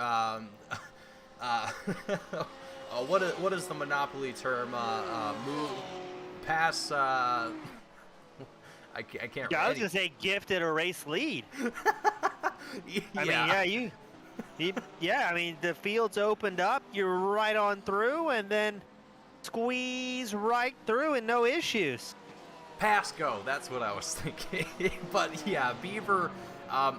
Beaver has been a dominant force in the endurance series as far as the LMDH class is concerned. So for Beaver to have that competition of Simply Steve being in the lead and then having that opportunity kind of suddenly fall in his lap, I don't think Beaver's complaining in any sense of the word. But for Simply Steve, he still has roughly a little under 55 minutes left to go before the checkered flag is flown. So the race isn't over. We are far from being done, and there's still theoretically one pit stop left to go before we even call this thing done and over with. So it's not out of the ballpark here that Simply Steve could come back and take that lead again, but it's going to come down to if Beaver is going to have any sort of issues throughout the rest of his current stint, as well as going into his next stint. So there's a lot of varying factors that have to be kind of looked at and really monitored as we go out throughout today's race. As realistically, James, now that we're starting to look at it, now that drivers have gone through a full pit stop, everyone's starting to really settle in on their current set of tires. We're starting to see that field separate, and it's now coming down to a lone battle between Fuzzy Tacos and Prince Adam, which is not terribly too unexpected given that we've seen Paper Bag, Fuzzy Tacos, and Prince Adam all in a battle just a little bit ago. What I'm really kind of curious to see now is once we get a little bit closer, or even after our next and final, quote-unquote, final pit stop, if that's going to close again, if that gap is going to close back down, and we're going to see those battles start to form again, or if it's going to kind of go the other way around and drivers are going to create even more of a gap between themselves. I'm kind of playing a guessing game here, but it's curious to see now that we're starting to see that field start to spread apart a little bit, if pit stops are going to mitigate that in the sense that we're going to see those battles start to form up again. That's also going to come down to where drivers are on fuel, so on and so forth, but I'm spitballing here. Yeah, I think if I was in Paper Bag shoes, I'd be absolutely hammering that throttle right now, trying to put as much distance between Fuzzy Tacos and Prince Adam I can possibly find. And don't count out Squilliam at number 6. He's up 5 spots with not being able to qualify, and then a big opening moment, putting him in a further deficit. He has whittled the gap down to, I believe, just 7.4 seconds back from Prince Adam, consistently running a half second to 6 or 7 tenths faster than the drivers in front of him. William on pace with Paper Bags last time by as well, so identical lap times as the class leader. I think Squilliam will have a very tough time trying to bring home a race win here in GT3. I'm not going to count him out of it yet, but he's going to need Paper Bag to maybe have his own battles against other racers and maybe lap traffic if we want to see Squilliam get up there in the top spot. Yeah, I think you're absolutely right, James. I you know, as valiant of an effort that Squilliam has made here, with less than 50 minutes left to go, it's going to take, I don't want to say a miracle, but it's going to take a sequence of unfortunate events to happen in order for Squilliam to get back, or at least close the gap between himself and Paper Bag. Now, that's not saying that it's impossible, because it's definitely not. And Squilliam, just if you haven't already looked on the left-hand side of your screen, Squilliam is less than 10 seconds. Well, actually, it seems to be 6 seconds. Yeah, he's very close to our GT3 class leader right now, and it very well could be that he could still catch up to him. His pace, according to timing and scoring, matches, or, well, not matches, it exceeds that of Paper Bag. So, with, you know, again, it's I think, James, I think if I had to put my money on it, if I had to bet $1 if Squilliam would be able to at least make it to the top, I'm going to say the top 2 before the end of the race, I think I would be willing to spend that $1. Yeah, Squilliam, I mean, he gained over a second on the rest of the GT3 field, the top 3 podium contenders his last time by. He is absolutely carrying some pace here in that number 6 and doing a very good job. Always a very unique paint scheme being ran by the number 6 as well, so at least he has the pace to carry what he's running as far as on the side of the car, so always good to see. And yeah, this is going to be tough. I think it's going to be all about traffic management. I think the pace so equally matched amongst these top 4 GT3 drivers, it's really going to be down to luck of the draw, I think, about where you run into traffic, where you have the yield time, and that could also rapidly change as well if the top 3 drivers start battling amongst each other that will be another opportunity for Squilliam to close the gap and maybe interject himself into a podium contention. Yeah, I mean, Squilliam, I've seen it in the past. I mean, well, actually, I can't even say that. I can't say that I've seen it in the past because we really haven't got the opportunity, or I should say, to speak correctly English, we haven't had the opportunity to see Squilliam start in a position where he was in a position deficit. He had to start from the tail end of the field, or moreover, the pit road, and that has a lot. That adds a lot of time to your race, to the start of your race to catch up with. And for Squilliam to even be up here in the top 5 of the GT3 just commends the ability of Squilliam behind the wheel of that number 6 machine. So, you know, like I said, as much as I would like to see Squilliam get back up to the front and fight for the lead, it's going to be a tough challenge. But if it does happen, I almost am certain that it won't happen until probably the last few minutes of the race. It's going to come down to the wire, but it's also going to come down to if Squilliam is going to have any drivers ahead of him make any mistakes that allow him to close that gap even further and kind of help him along the way. So a lot of things that have to happen for Squilliam in order to make that happen, but I think with all of these drivers, with all of these teams here tonight, they're all going to be focused on securing as many points as they can. If you're Beaver, well, looking at point standings right now, if you're Beaver, the Drivers' Championship is definitely there. Beaver could definitely come away with the Drivers' Championship if he can come away with a win here tonight. However, if Eat My Dust gets by him, that is going to change the landscape of things dramatically. So, again, point standings are definitely... Whoa! Did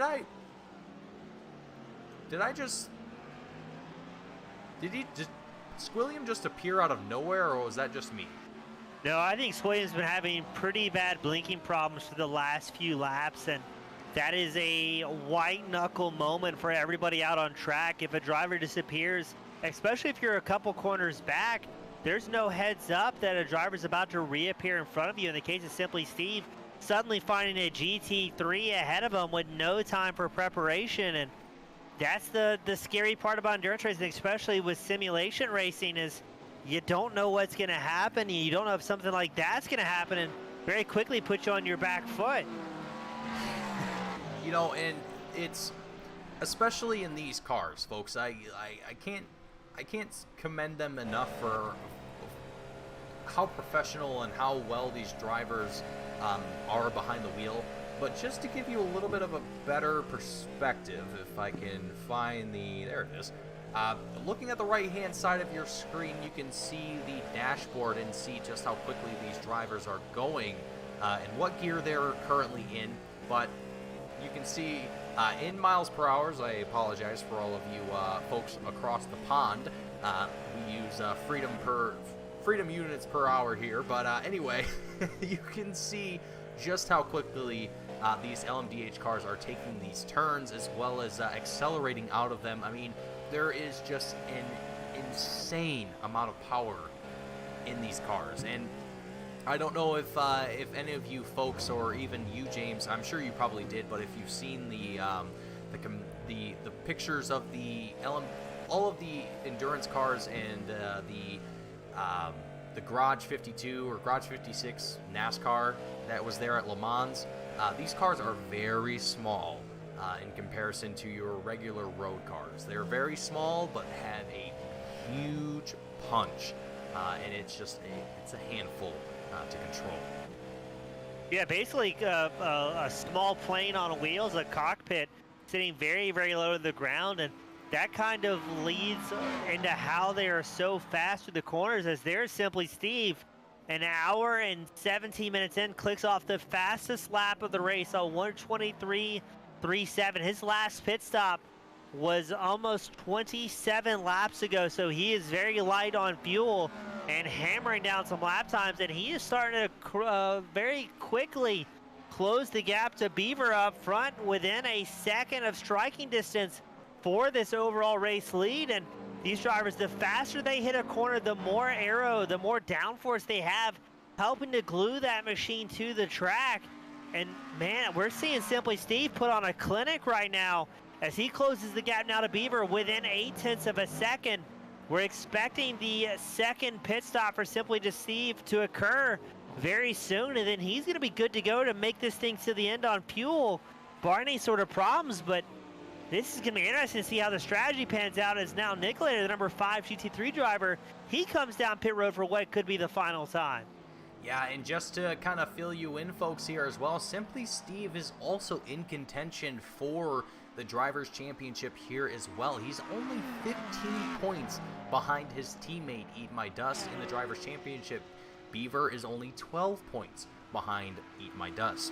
So, folks, if that doesn't give you a perspective in how close the battles are for points in this race and in the grand finale of the endurance season, I really don't know what else will, other than the battle that is currently on your on your screens, excuse me, as Simply Steve, like James was just mentioning, I mean, he is pushing it to the absolute limit. I don't think there is really much else that Simply Steve can do other than try and avoid other GT3 traffic, is just stay close to Beaver. I mean, Beaver, as we've seen throughout this season, we know he's a very consistent driver. He's very, very calm and very patient. It takes a lot to rattle the cage of that number 10 driver. So Simply Steve has a lot on his plate, but with 40 minutes left to go, it is not out of the picture that Simply Steve can get back into the front. And if he does so, a potential championship is in sight for Simply Steve. But I am also not 100% certain on what the points, how they will be divvied out, as again, if you will remember at the beginning of the broadcast, I mentioned that for today's race, a 1.5, basically your points will be multiplied by 1.5 times for today's race. So depending on how things shape up here today, depending on where drivers finish, it's going to be very close. And even after we go through our podium finishes here tonight, I'm not even 100% certain if those will be our official standings after, once things are all said and done here, James. So, I mean, it's that close. Like, it's so close that we're not even sure that it's going to be the official results when we finish things out here tonight. It's ridiculous. Yeah, it's going to be really tight as this thing starts to slowly wind up. And talking about close, I mean, 3/4 of a second, let's call it a second between Beaver and Simply Steve. Let's give a bigger margin to Beaver. That is nothing over the course of 40 minutes left to go in this main event, this season finale, this crown jewel race. So the fact that these two drivers are so close at this point in the race, 1 hour and 21 minutes of hot lapping done so far. And now we're going to see the final pit stops of the LMDHs, but we've got a crash report out on track, Mason. DC and Squilliam might have gotten tied up together here. Let's take a look and see what happened. Oh boy, this doesn't look good. Oh, no. Did Squilliam not know he was there? Let's take a look one more time. Let's go from the roll bar here.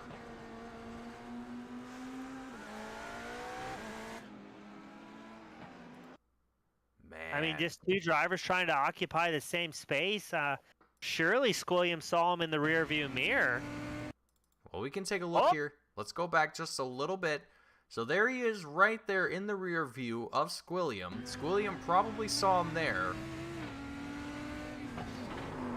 Yeah, just I think both drivers just didn't give each other enough room. I agree. I can't assign fault from up here in the broadcast, but it was just two drivers trying to occupy the same spot. And unfortunately, went terribly wrong for the crowd favorite of Squilliam. And I think that is going to heavily hurt his chances at a top 3 now.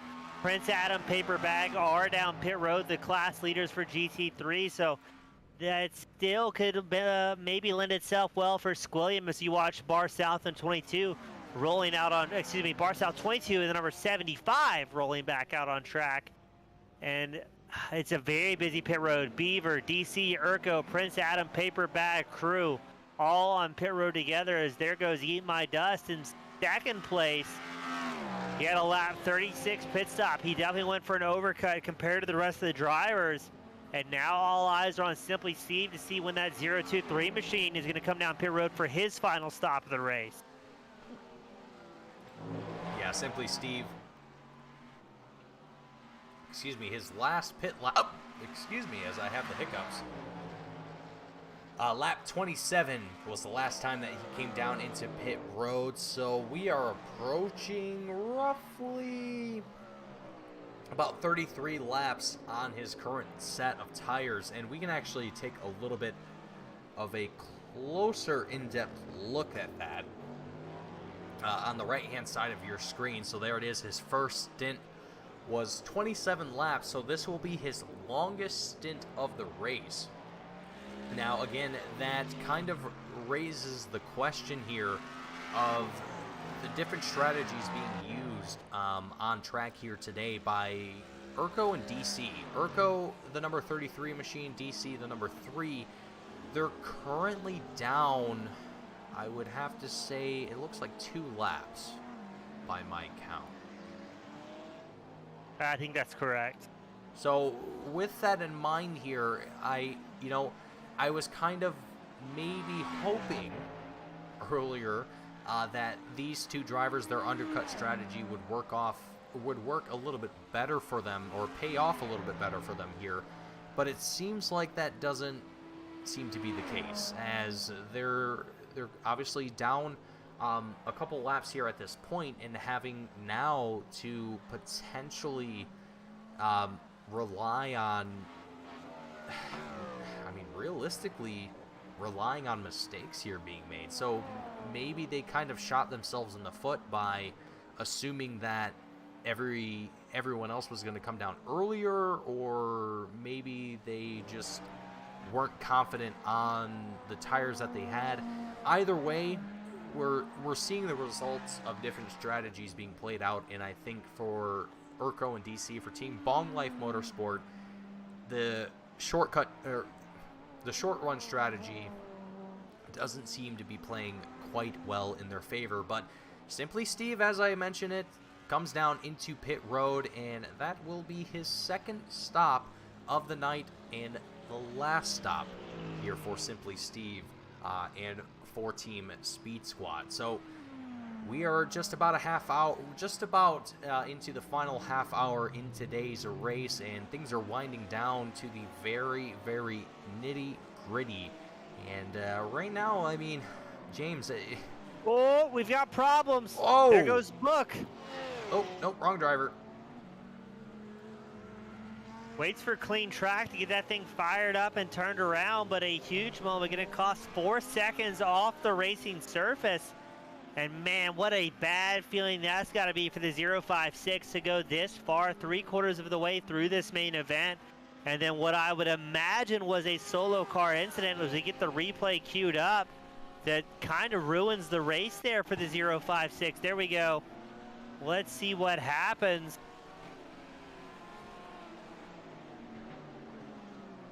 Yeah, just on the brakes, loses the back end, around she goes. Hops off the racing surface to avoid getting into the rest of the field. And man, what, again, a gut-wrenching feeling for the 056. All that work undone. As now that I believe the final pit stops for the top 3, no, Eat My Dust takes over the race lead, has yet to come down pit road as well. Has about a 40-second advantage over Simply Steve. Now Steve's pit stop, a 34.27 spent on pit road. last time by Eat My Dust, a 50.48. This is going to come down to fuel management and only putting enough fuel in the car to make it till the end. And I would imagine that's going to put Steve back as the race leader once this cycle's continued. And talking about Urko and DC, you had those early pit strategies, those undercuts. I believe both of those drivers had some sort of issue in the opening 30 minutes, or opening 40 minutes, causing them to come down pit road early. I want to say I distinctly remember those drivers maybe overheating some tires and having issues. So that could have very well thrown off their strategy for this entire race. And oh, now Urko, I think that was Nicolator I saw pulled off to the side, having to navigate traffic. Yeah, Nicolator had a problem himself. So let's see what happened to that number 5. Oh, I think he just barely touched the grass here. Let's see if we can get a better camera angle on this one here.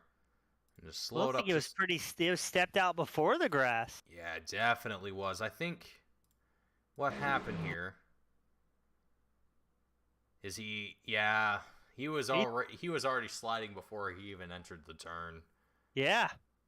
Kind of flat tracking it in there. The LMDH comes flying by, and we've got a new lap record of fastest lap, a 1:23.35 set by Beaver in that number 10 machine.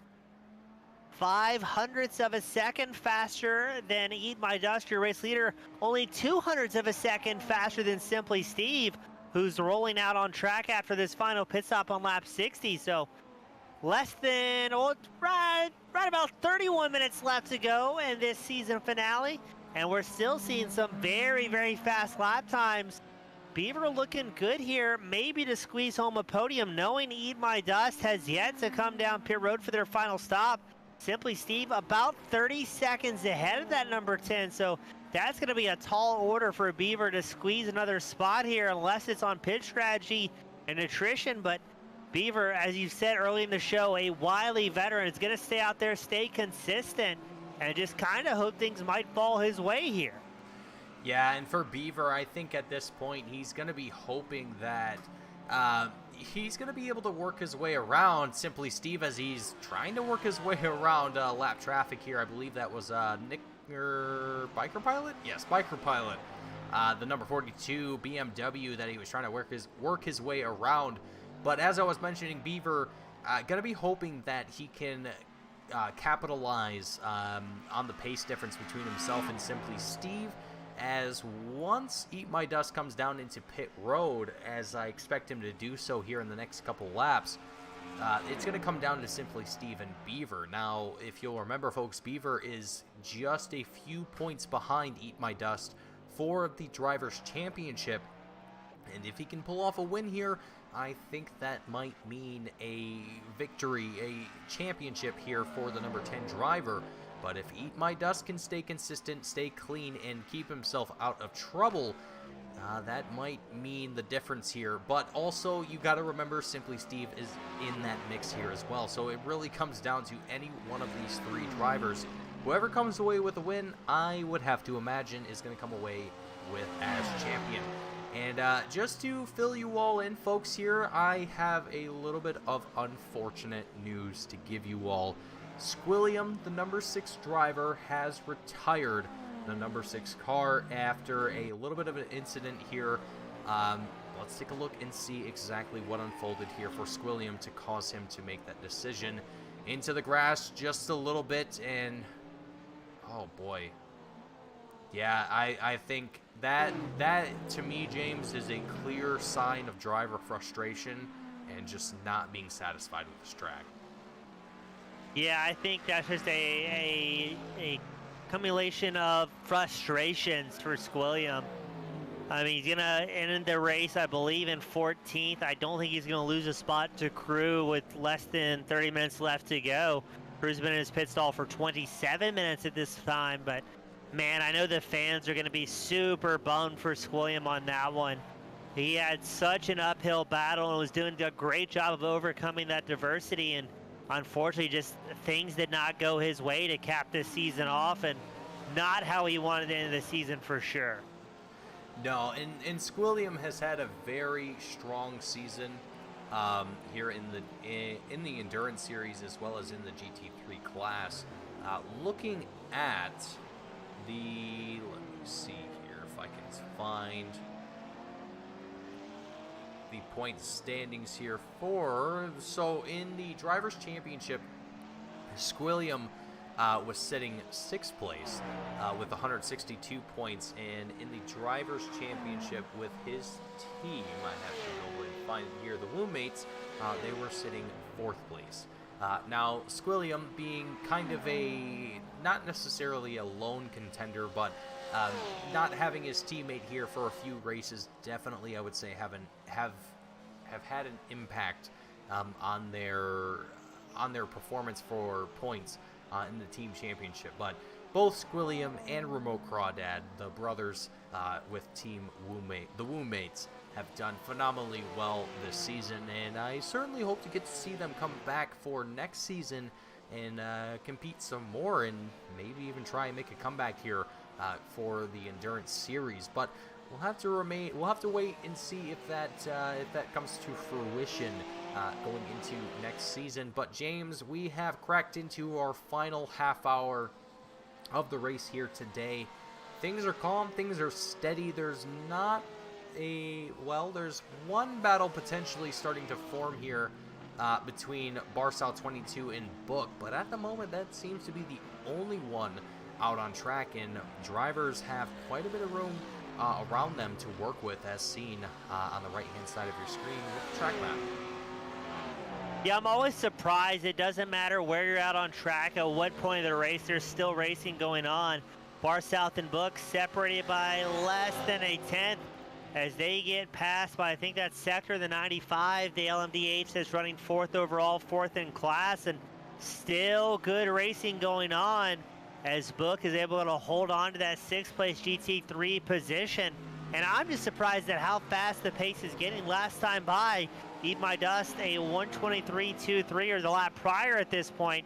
Fastest lap of the race. The last 10 laps, we've seen so many new race records being set as the LMDHs get a little bit light on fuel. Now, Eat My Dust has yet to come down pit road for that final stop, as well as sector the 95. So we know we're expecting at least one more stop amongst that top LMDH, but it's still yet to be decided how this is going to shake down and who's going to walk away with the crown jewel win here tonight. And I mean, again, still guys battling for their personal best as Bar South takes a big move at the inside line of Book. The battle for 6th in GT3. Book will yield the position in that 0.56. And yeah, still moves being made all across the track at this point. Very impressed with the drivers still in the hunt here to try and make some sort of happening, some sort of position gain, and just keeping that momentum as far forward as they can for the entire 2 hours. Yeah, and it's a tough thing to do for a 2-hour-long race. Realistically speaking, I mean, any length of race is going to be challenging depending on the driver. But for this series, and in particular, just for a 2-hour-long race behind the wheel, it's going to be a challenge to anyone. I don't care who you are, how long you've been racing. It's always going to be a challenge, and there's always going to be mistakes that can be made, regardless of how long you've been racing and how many times you've done endurance races. Everyone can make mistakes, and things can always happen that are out of your control. So the fact that these drivers have been able to stay out here and keep racing for the entirety, what will be well over an hour and a half now at this point, is just a huge commendation to these drivers and their abilities. It is not an easy thing to do, as much as a lot of people like to think that racing cars is just as simple as getting behind the wheel and pressing the gas. It truly is not that simple. But we're seeing, oh boy, I think that's Eat My Dust trying to work his way through through the GT3 traffic, and also our GT3 leader of Paper Bag. And Eat My Dust still on that same set of tires that he was on lap 36, but with a roughly 36-second lead over his competitor, Simply Steve, at the moment, or rather his teammate, Simply Steve. I mean, it's a 1-2 kind of finish here for Team Speed Squad, and I don't think they would have it any other way, but they still have to complete this final pit stop here for Eat My Dust before things are all said and done here. And I think for Eat My Dust and Simply Steve, I mean, at this point, it's just all a game. It's just play it safe, play it smooth, and don't make any silly mistakes. Don't take any risk is essentially the word of the day, or the phrase of the day here for Eat My Dust and Steve. But James, I mean, you know, after nearly an hour and a half of racing, and it's now starting to finally see the field really spread out, it's what seems like now is the point where drivers have to settle in and just focus on clicking off laps, whereas prior to this it seems like there was always something to worry about, but now tables have turned and it's all come down to just making sure that you don't mess up. It's almost kind of turned into just practice, but with a little bit more risk involved. Yeah, and I was curious. I was thinking, maybe why is Eat My Dust staying out so long? He's bleeding time to Simply Steve, his teammate in second, who's very slowly closing the gap. But I think Eat My Dust is enjoying the clean air on the front of that LMDH at this point, number 24, and the clean track, not having to worry too much about moving obstacles out on the circuit. And that could very well be the reason that, hey, maybe the time sacrifice is worth it here. I'm almost certain he's not going to make it till the end on fuel with 21 minutes left to go in this season finale, but I think the risk management is at the forefront of so many drivers' minds at this point.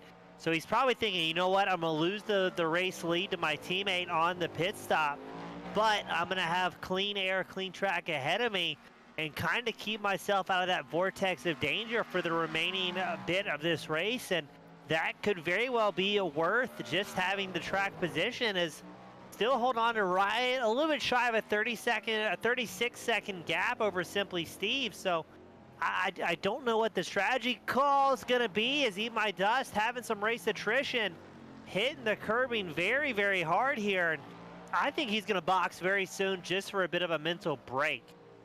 Yeah, you know, fighting tires for this long is definitely it's a workout. It's definitely a workout, and it's not an easy thing to do. As Eat My Dust, he's going to cross the line one more time. And you know, James, I want to say that these cars can maybe technically stay out until the end here. He might be pushing it very close, but I want to say that he might just be able to make this a one-stop race, if not very close. Under 20 minutes left to go.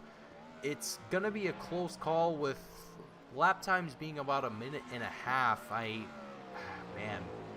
he's gonna have it less than, oh gosh, I don't even want to guess at this point, because I'm just not sure with these cars, but he's going to be very close regardless. And if he chooses not to come down into pit road, he's going to be at the risk of Beaver, who's really starting to pick up the pace here as we're closing in on the last 19 minutes. And like I said, if Eat My Dust chooses to stay out here on the same set of tires, that's really going to allow Beaver to kind of close in the gap between himself and Simply Steve. And not only that, but himself and Eat My Dust. Now, will he be able to fight for the lead? That's yet to be seen. But the potential might be there if Beaver can really make some huge gains here, which, based on timing and scoring, I don't know. It could be possible, but very well could be that Eat My Dust is going to come down into the pits and Simply Steve takes the lead, and that's all she wrote from there. But we'll have to wait and see. Yeah, I mean, this is going to be interesting. Beaver might be able to sneak home a second here, depending on how long Eat My Dust is in pit road. But Beaver had a very long pit stop, a minute, let's call it 10 seconds, compared to Eat My Dust, who was in his pit stall for 50.5 seconds. So It's going to be really, really tight as Beaver's about 1 minute and 3 seconds back from your overall race leader. And still a fair amount of time, a little bit longer than 15 minutes left to go in this finale. And still lots of traffic on the horizon for Beaver as he tries to work his way around the GT3 clash. You can see Sector in the background. He's about 2 laps behind from the rest of the LMDHs. Let's make it, excuse me, 1 lap behind. So 3 LMDHs on the lead lap. And then the gap has really stretched out between Paper Bag, Prince Adam. There's a 3-second deficit that Prince Adam finds himself in. Fuzzy Taco still 3rd in class. And here we go, Mason. Eat My Dust down pit road for the final time. A little more than 15 minutes left to go. And the overall race leader is on pit road.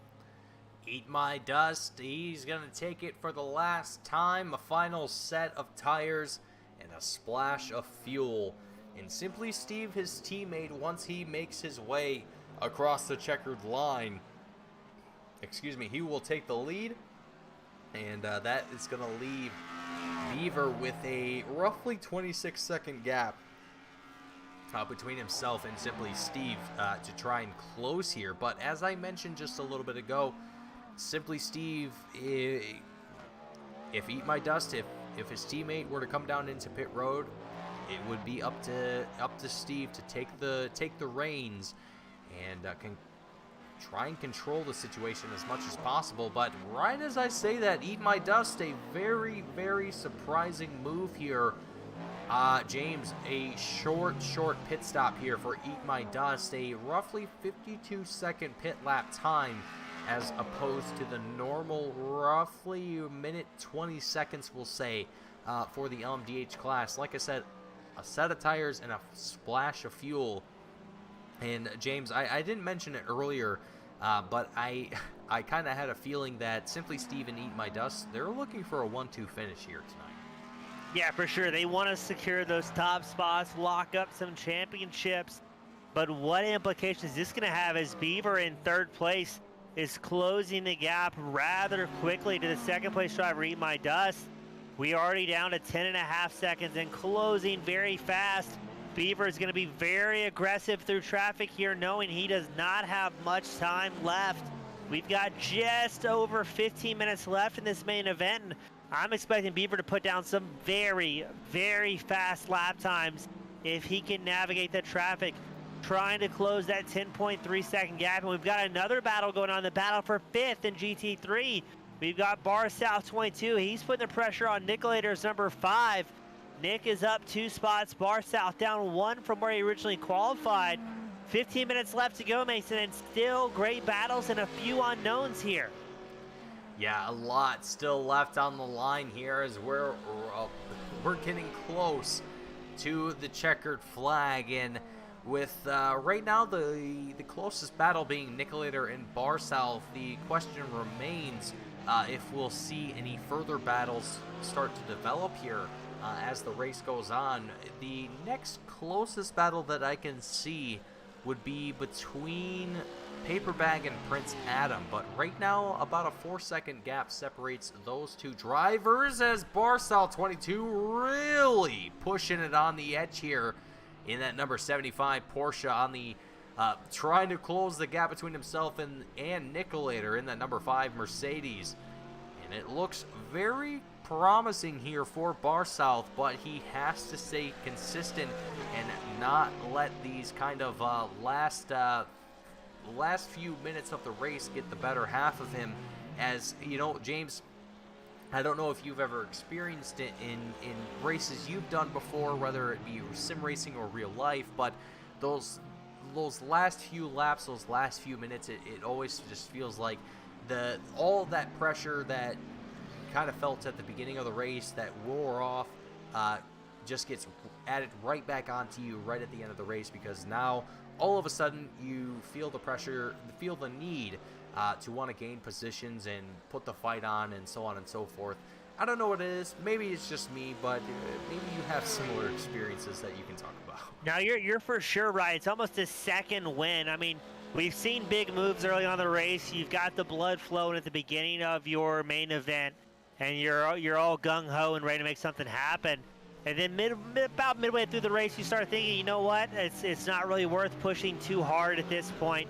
Let's play it safe. Let's tuck in for lunge. You get into a bit of a rhythm, a bit of a lull. And then now with about 13 minutes left to go, now you start seeing those positions ahead of you going, all right, this is at the end of the race. This position, if I can make this stick and just kind of fend off the other guy, I will lock this thing up with another spot gained. And definitely gives you a second win in your racing to have that achievable goal right in front of you. And see, I guess the proverbial checkered flag here is they keep hot lapping, knowing, all right, we're almost there. Let's make this happen. And yeah, it definitely keeps you motivated as a driver and a racer. Yeah, I don't think I could agree more with you, James. And it's almost it's really kind of refreshing, you know, getting that sensation towards the end of the race and getting that kind of motivation, because you also start to realize the value of certain positions. You know, once you start to get into racing more and more, every single driver, everyone who ever drives a race car or anything of the like, your ultimate goal is to win. But when you're someone like myself who realizes that they can't win, those P7s, those P10s, P12s, they start to look a little bit more appealing when it comes down to it. And I think that's what a lot of these drivers here might be looking forward to here, as well as Barstow 22 with the move to the inside into turn 1, ahead of Nicolator into 5th place for the GT3 class. And Barstow 22, just as I mentioned, he's looking for that extra position, and that P5 is looking mighty, mighty fine. With about 10 minutes left to go, we are grinding that timer down to the very, very end. There's only a few grains of sand left in that timer, and we are about to see that checkered flag fly and declare not only our winners for both the LMDH and the GT3 class for today's race at Fuji Speedway, but as well our champions for the LMDH class, the GT3 class, and our team championships here tonight. It is all coming down to this, the final 10 minutes. Simply Steve, your LMDH class leader, Paper Bag, your GT3 leader. Folks, who do you have your money on? Who do you think is going to bend it before the end of the race? James, I think everyone's going to keep things calm and steady, and I think not much is going to change. But as you and I both know all too well, racing always has a curveball for you. What do you think is going to happen here in the last 10 minutes? I'm hoping the broadcaster's curse doesn't hit anybody too hard here, but I'm hoping drivers are going to kind of settle into a groove. We don't have too many close drivers out on track. Bar South and Nicolator are the two closest we have on the same lap together. That battle for 5th in GT3. Other than that, it's multiple seconds. Maybe Urko and Sector, I believe, might be 1.6 seconds apart. And LMDH's, yeah, make it a second and a half as Sector closing the gap to Urko in the 33. Oh, gaining ground very quickly, it looks like. So might have one or two battles left here, but I think drivers at this point just want to kind of set into a groove. And man, Beaver still setting fast laps this late in the race. So 123.215 as we watch Sector blitz through GT3 traffic. Now Sector about still 1.3 seconds back from Urko, trying to close the gap. I think he has the time left, less than 9 minutes left to go. I would imagine, I was going to say drivers going to take it easy, but we still have guys that look like they could be in the hunt to try and make some spots up. As I think that, was that Bar South we saw way out there in no man's land? I think it was Bar South, and maybe the number 75 machine with an off track, not having any issues, thankfully. I think this might be the... Nope, that's definitely not the lap you're referring to, but here's a preview of DC going off track on lap 73 as I was scrambling to find the incident there. But, yeah, you know, James, as I kind of was not... I was reading while you were talking, and It's okay. You know how that goes. But anyway, 8 minutes left to go here, James. I mean, Simply Steve, Eat My Dust, your top 1 and 2 for the LMDH class. Paperback Prince Adam, the top 1 and 2 for the GT3s. And, it's been a calm race in the final 30 minutes here today. It's not been a whole lot of incidents, really any incidents, other than the one that you just mentioned that I now can't seem to find because timing and scoring. Anyway, point being is these drivers have really, kind of going back to the very beginning of the broadcast, James, where we were talking about drivers who weren't necessarily confident going into today's race and utilizing qualifying and practice to try and learn the track, and also maybe even the race itself to learn the track. I think it's really shown. Out of the 15 drivers that we had show up to today's race, only 2 of which have dropped out. Crew in the 737 and unfortunately Squilliam in the number 6 machine. And the rest of the field is still out here, still turning laps. And I think, James, I mean, even despite some of the skepticism going into today's race, I think it's been a phenomenal one thus far to round out not only the Endurance Series, but the J2Y Season 7 series as a whole. Yeah, these guys, I was very impressed. I thought with having about 15 entries that it was going to very quickly, all the drivers were going to settle into a groove and basically just kind of hot lap for 2 hours, but there's been very little break in the action over the duration of this Crown Series, Crown event to cap off this series. I mean, we've had great racings, if not for first, second, or third, for guys looking for their personal best, a 5th here, a 7th there, and that's what I personally love as a racer and a broadcaster, is just watching guys still in the hunt, still trying to make something happen. And a great example, 5 minutes left to go. We still have a battle in LMDHs, separated by less than a second. Sector, and I believe that's going to be Urko, battling for that 4th place spot. I mean, these guys, they don't have any quit in them. They're going to stay in the throttle, stay doing whatever they can until the end of this main event.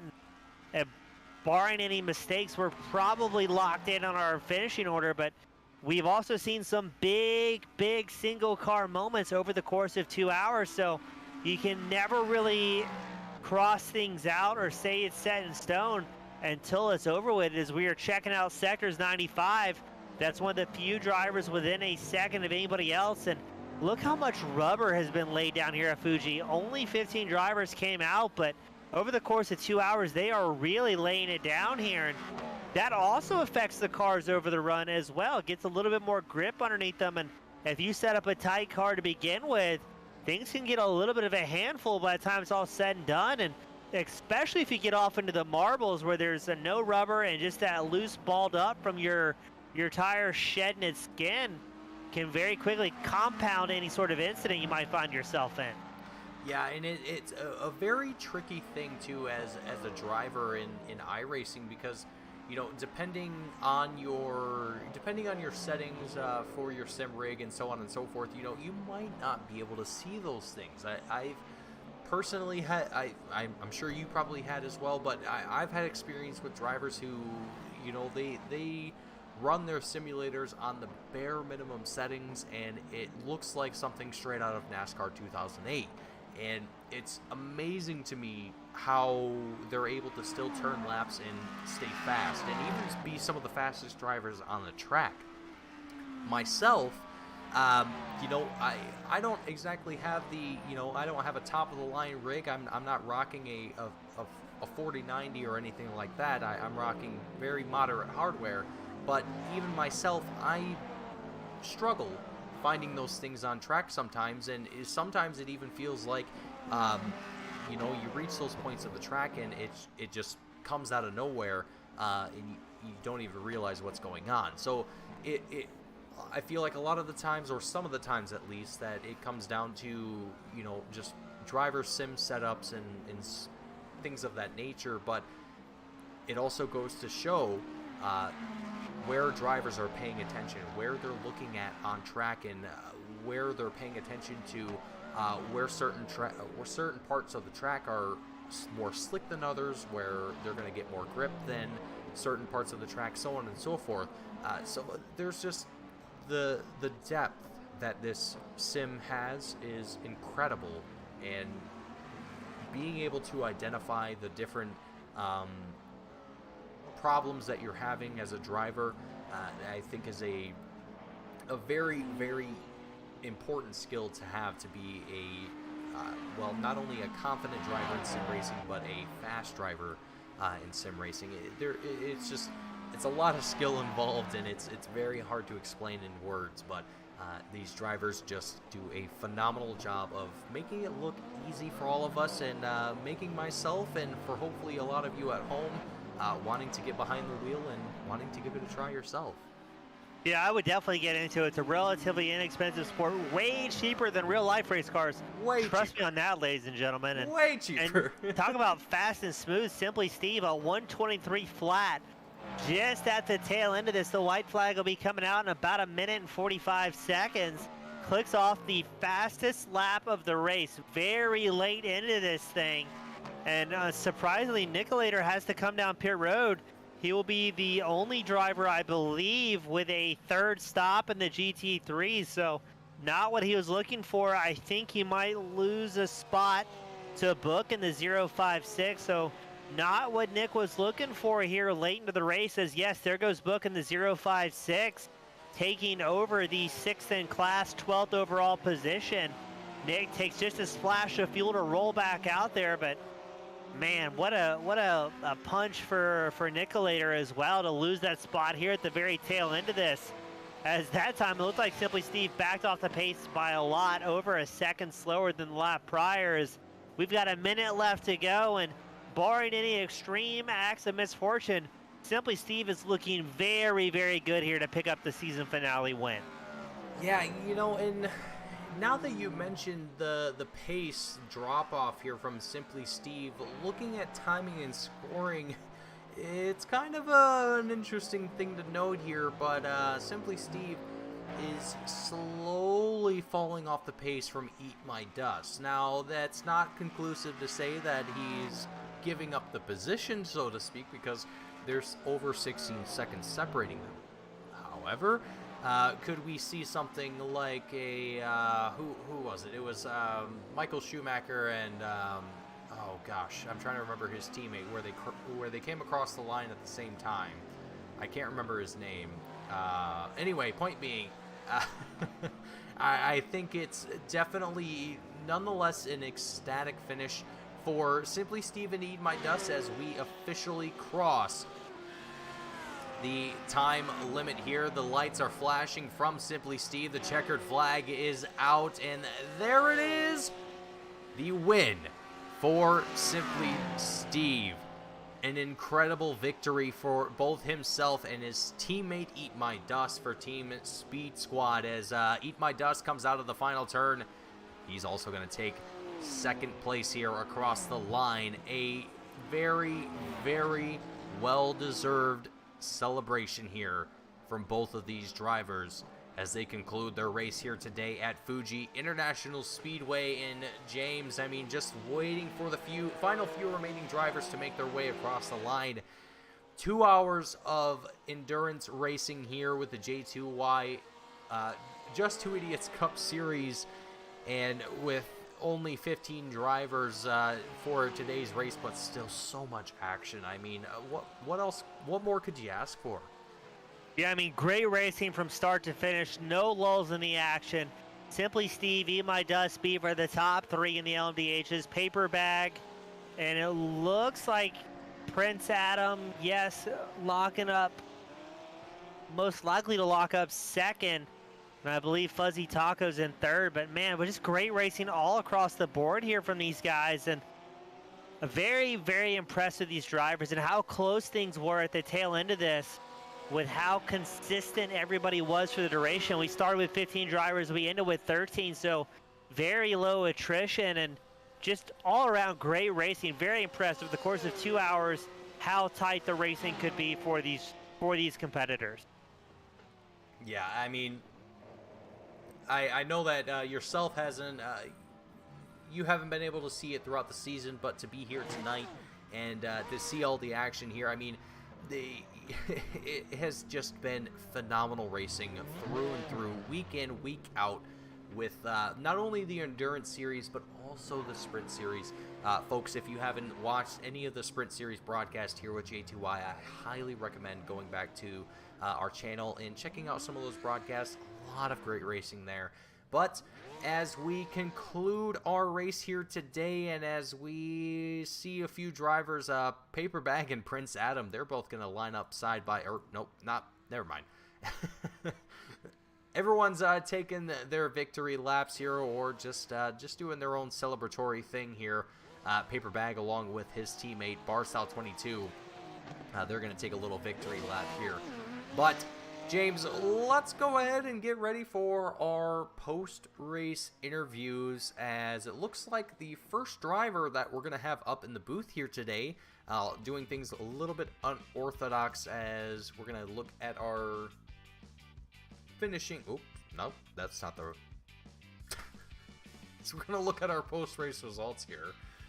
The first driver that we're going to have up here in the booth is going to be Mr. Simply Steve, our overall race winner, and I do believe our championship winner here as well. Steve, welcome to the booth. Congratulations on an incredible victory here today at Fuji International Speedway, and also, as well as, if I am not mistaken here, a potential championship here for yourself, a driver's championship, and maybe, I think, a team championship. I mean, Simply Steve, you got to be on top of the world right now. Yeah, I mean, incredibly stoked. It was the whole race just kind of super involved.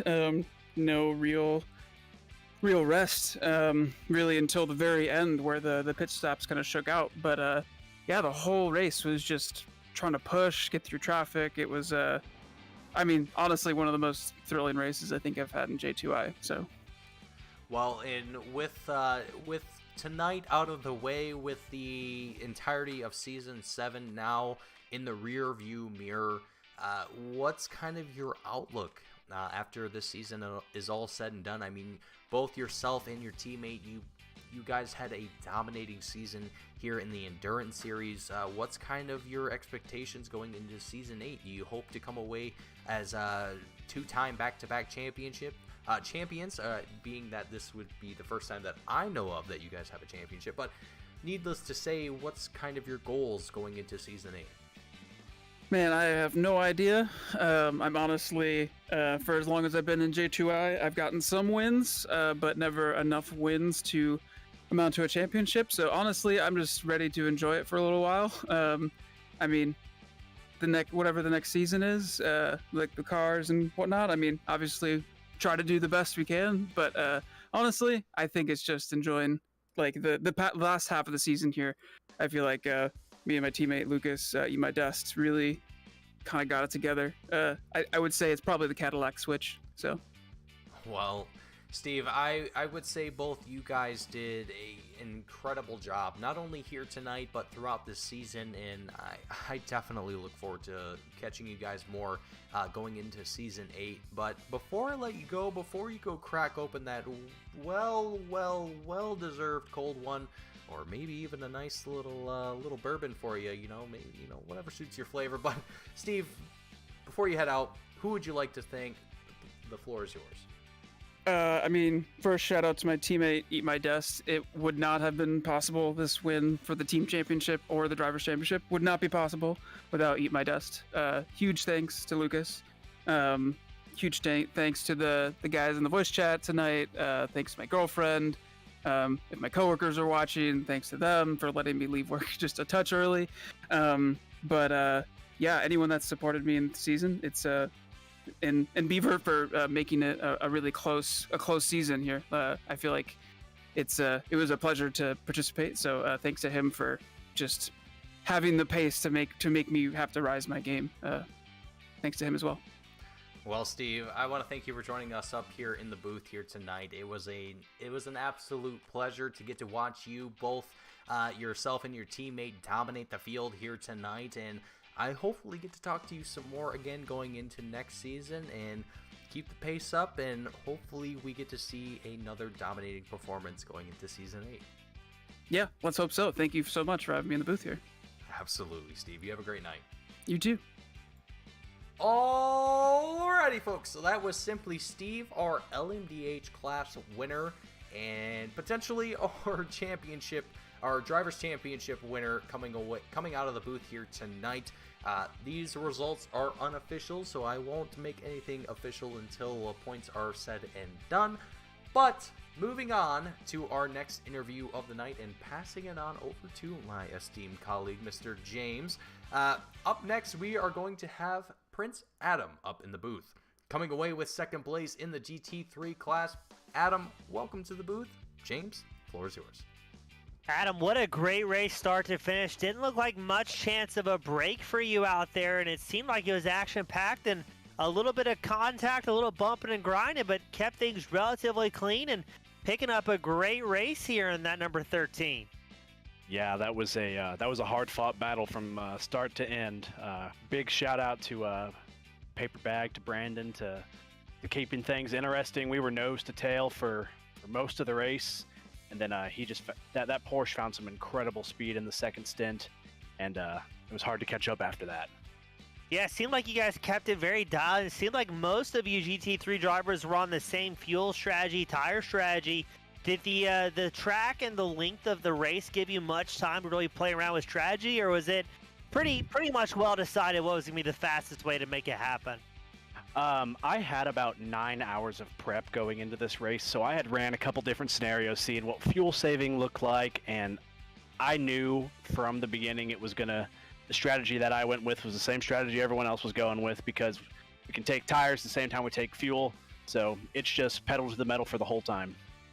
Well, hey, you did a great job. A fantastic finish in second in that number 13 machine. Before I let you go and celebrate with the rest of the hooligans, who do you want to give a shout out to that helps make such a great result possible for you and your team?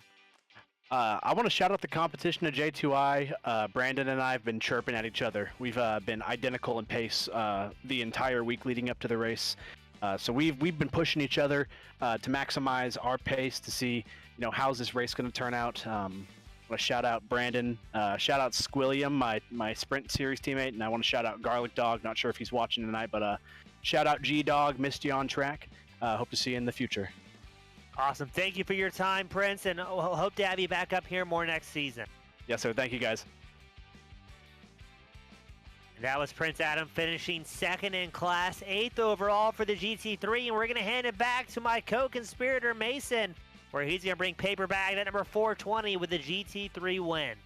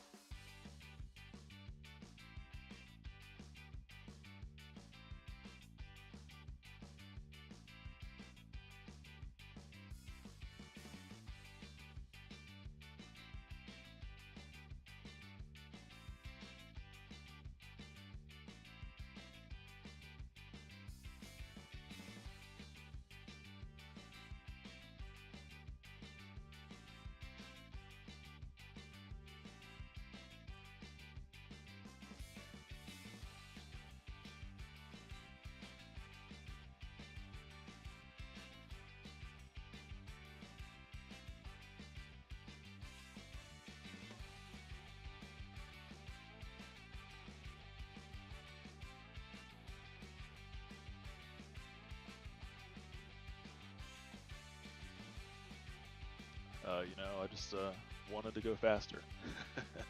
I knew I had pace on both Fuzzy and Prince Adam there, so I knew I just had to keep it clean, not do anything stupid there, stick my nose where it's gonna go, I was just waiting for an opportunity, and then I got past Adam. I was in second. I was right behind Fuzzy and saw some traffic come by, and I knew I had Fuzzy there, made him uncomfortable in turn 1, and was able to drive down in 130 and finally get him.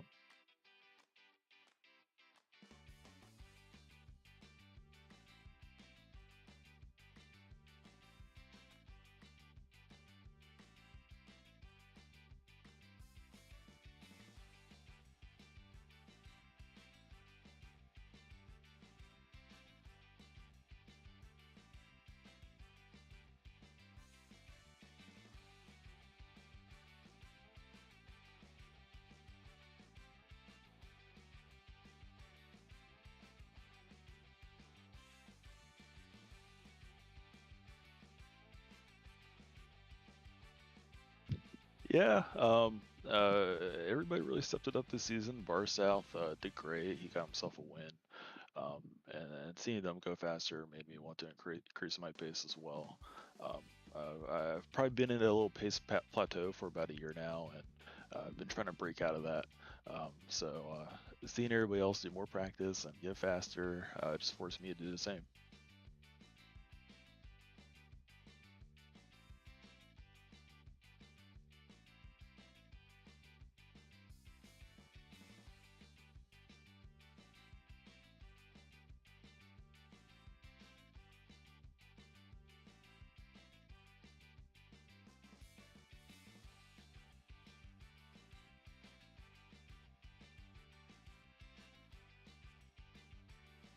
Yeah, just gotta, thank Bar South coming here every week, forcing me to step up my game, and I came away with the team championship, so that's pretty huge. We got that to celebrate, and going into Season 8, we're just gonna try and pick up where we left off, and we came to the season just wanting to get top 5s, and I think we're gonna go into the next season wanting to get podiums and get wins. Of the game here, and Paperback, I want to thank you once again for joining us here tonight, and hopefully get to talk to you more again next season. But on that note, Paper, thank you for joining us, and I look forward to talking to you again more in the future. Yeah, thanks guys. Hopefully I get to talk to you again before too long. Absolutely. You have a great night. You too. Thanks. Alrighty, folks, and that is going to bring it all to an end here tonight. A very, very long race here for these drivers, and James, I mean, it was a lot of action throughout tonight's race. A lot to be seen, a lot of points to be had, and a lot of competition towards the end here. But I don't think I would have had it any other way. Any closing thoughts that you have here before we end things out here? 15 drivers came out tonight for the season finale, and we had 13 finish. We had great racing the entire duration of the event.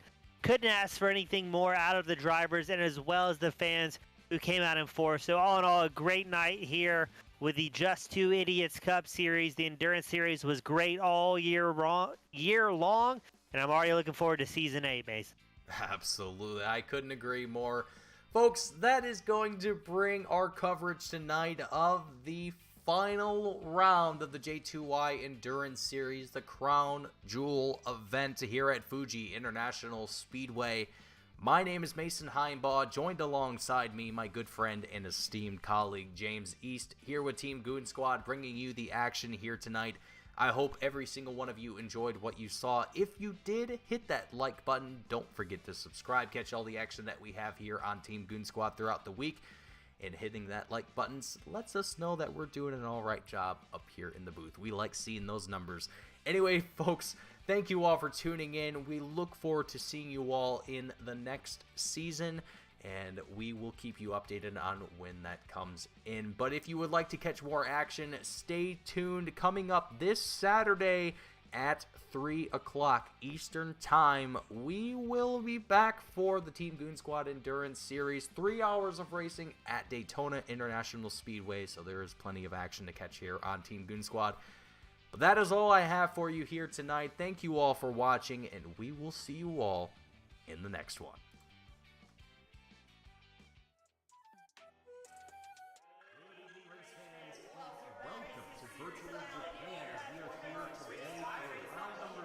Oh, Pearson gets into the 95 of Fultz. Here comes the caution.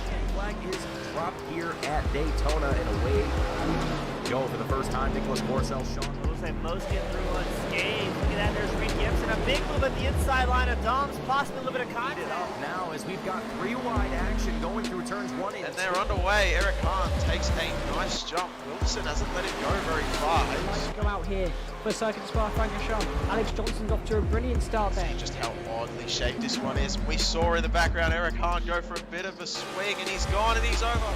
New stuff. Cody Graham's the one-on-one up into second place. Alex Johnson 6/10 to lead at the moment. They're dicey up front. There's Andrew Kessel, Justin Sang. They are ready to go. The lights are out, and away we go for the very first time here at Okayama International Circuit. Finley Fitzsimmons.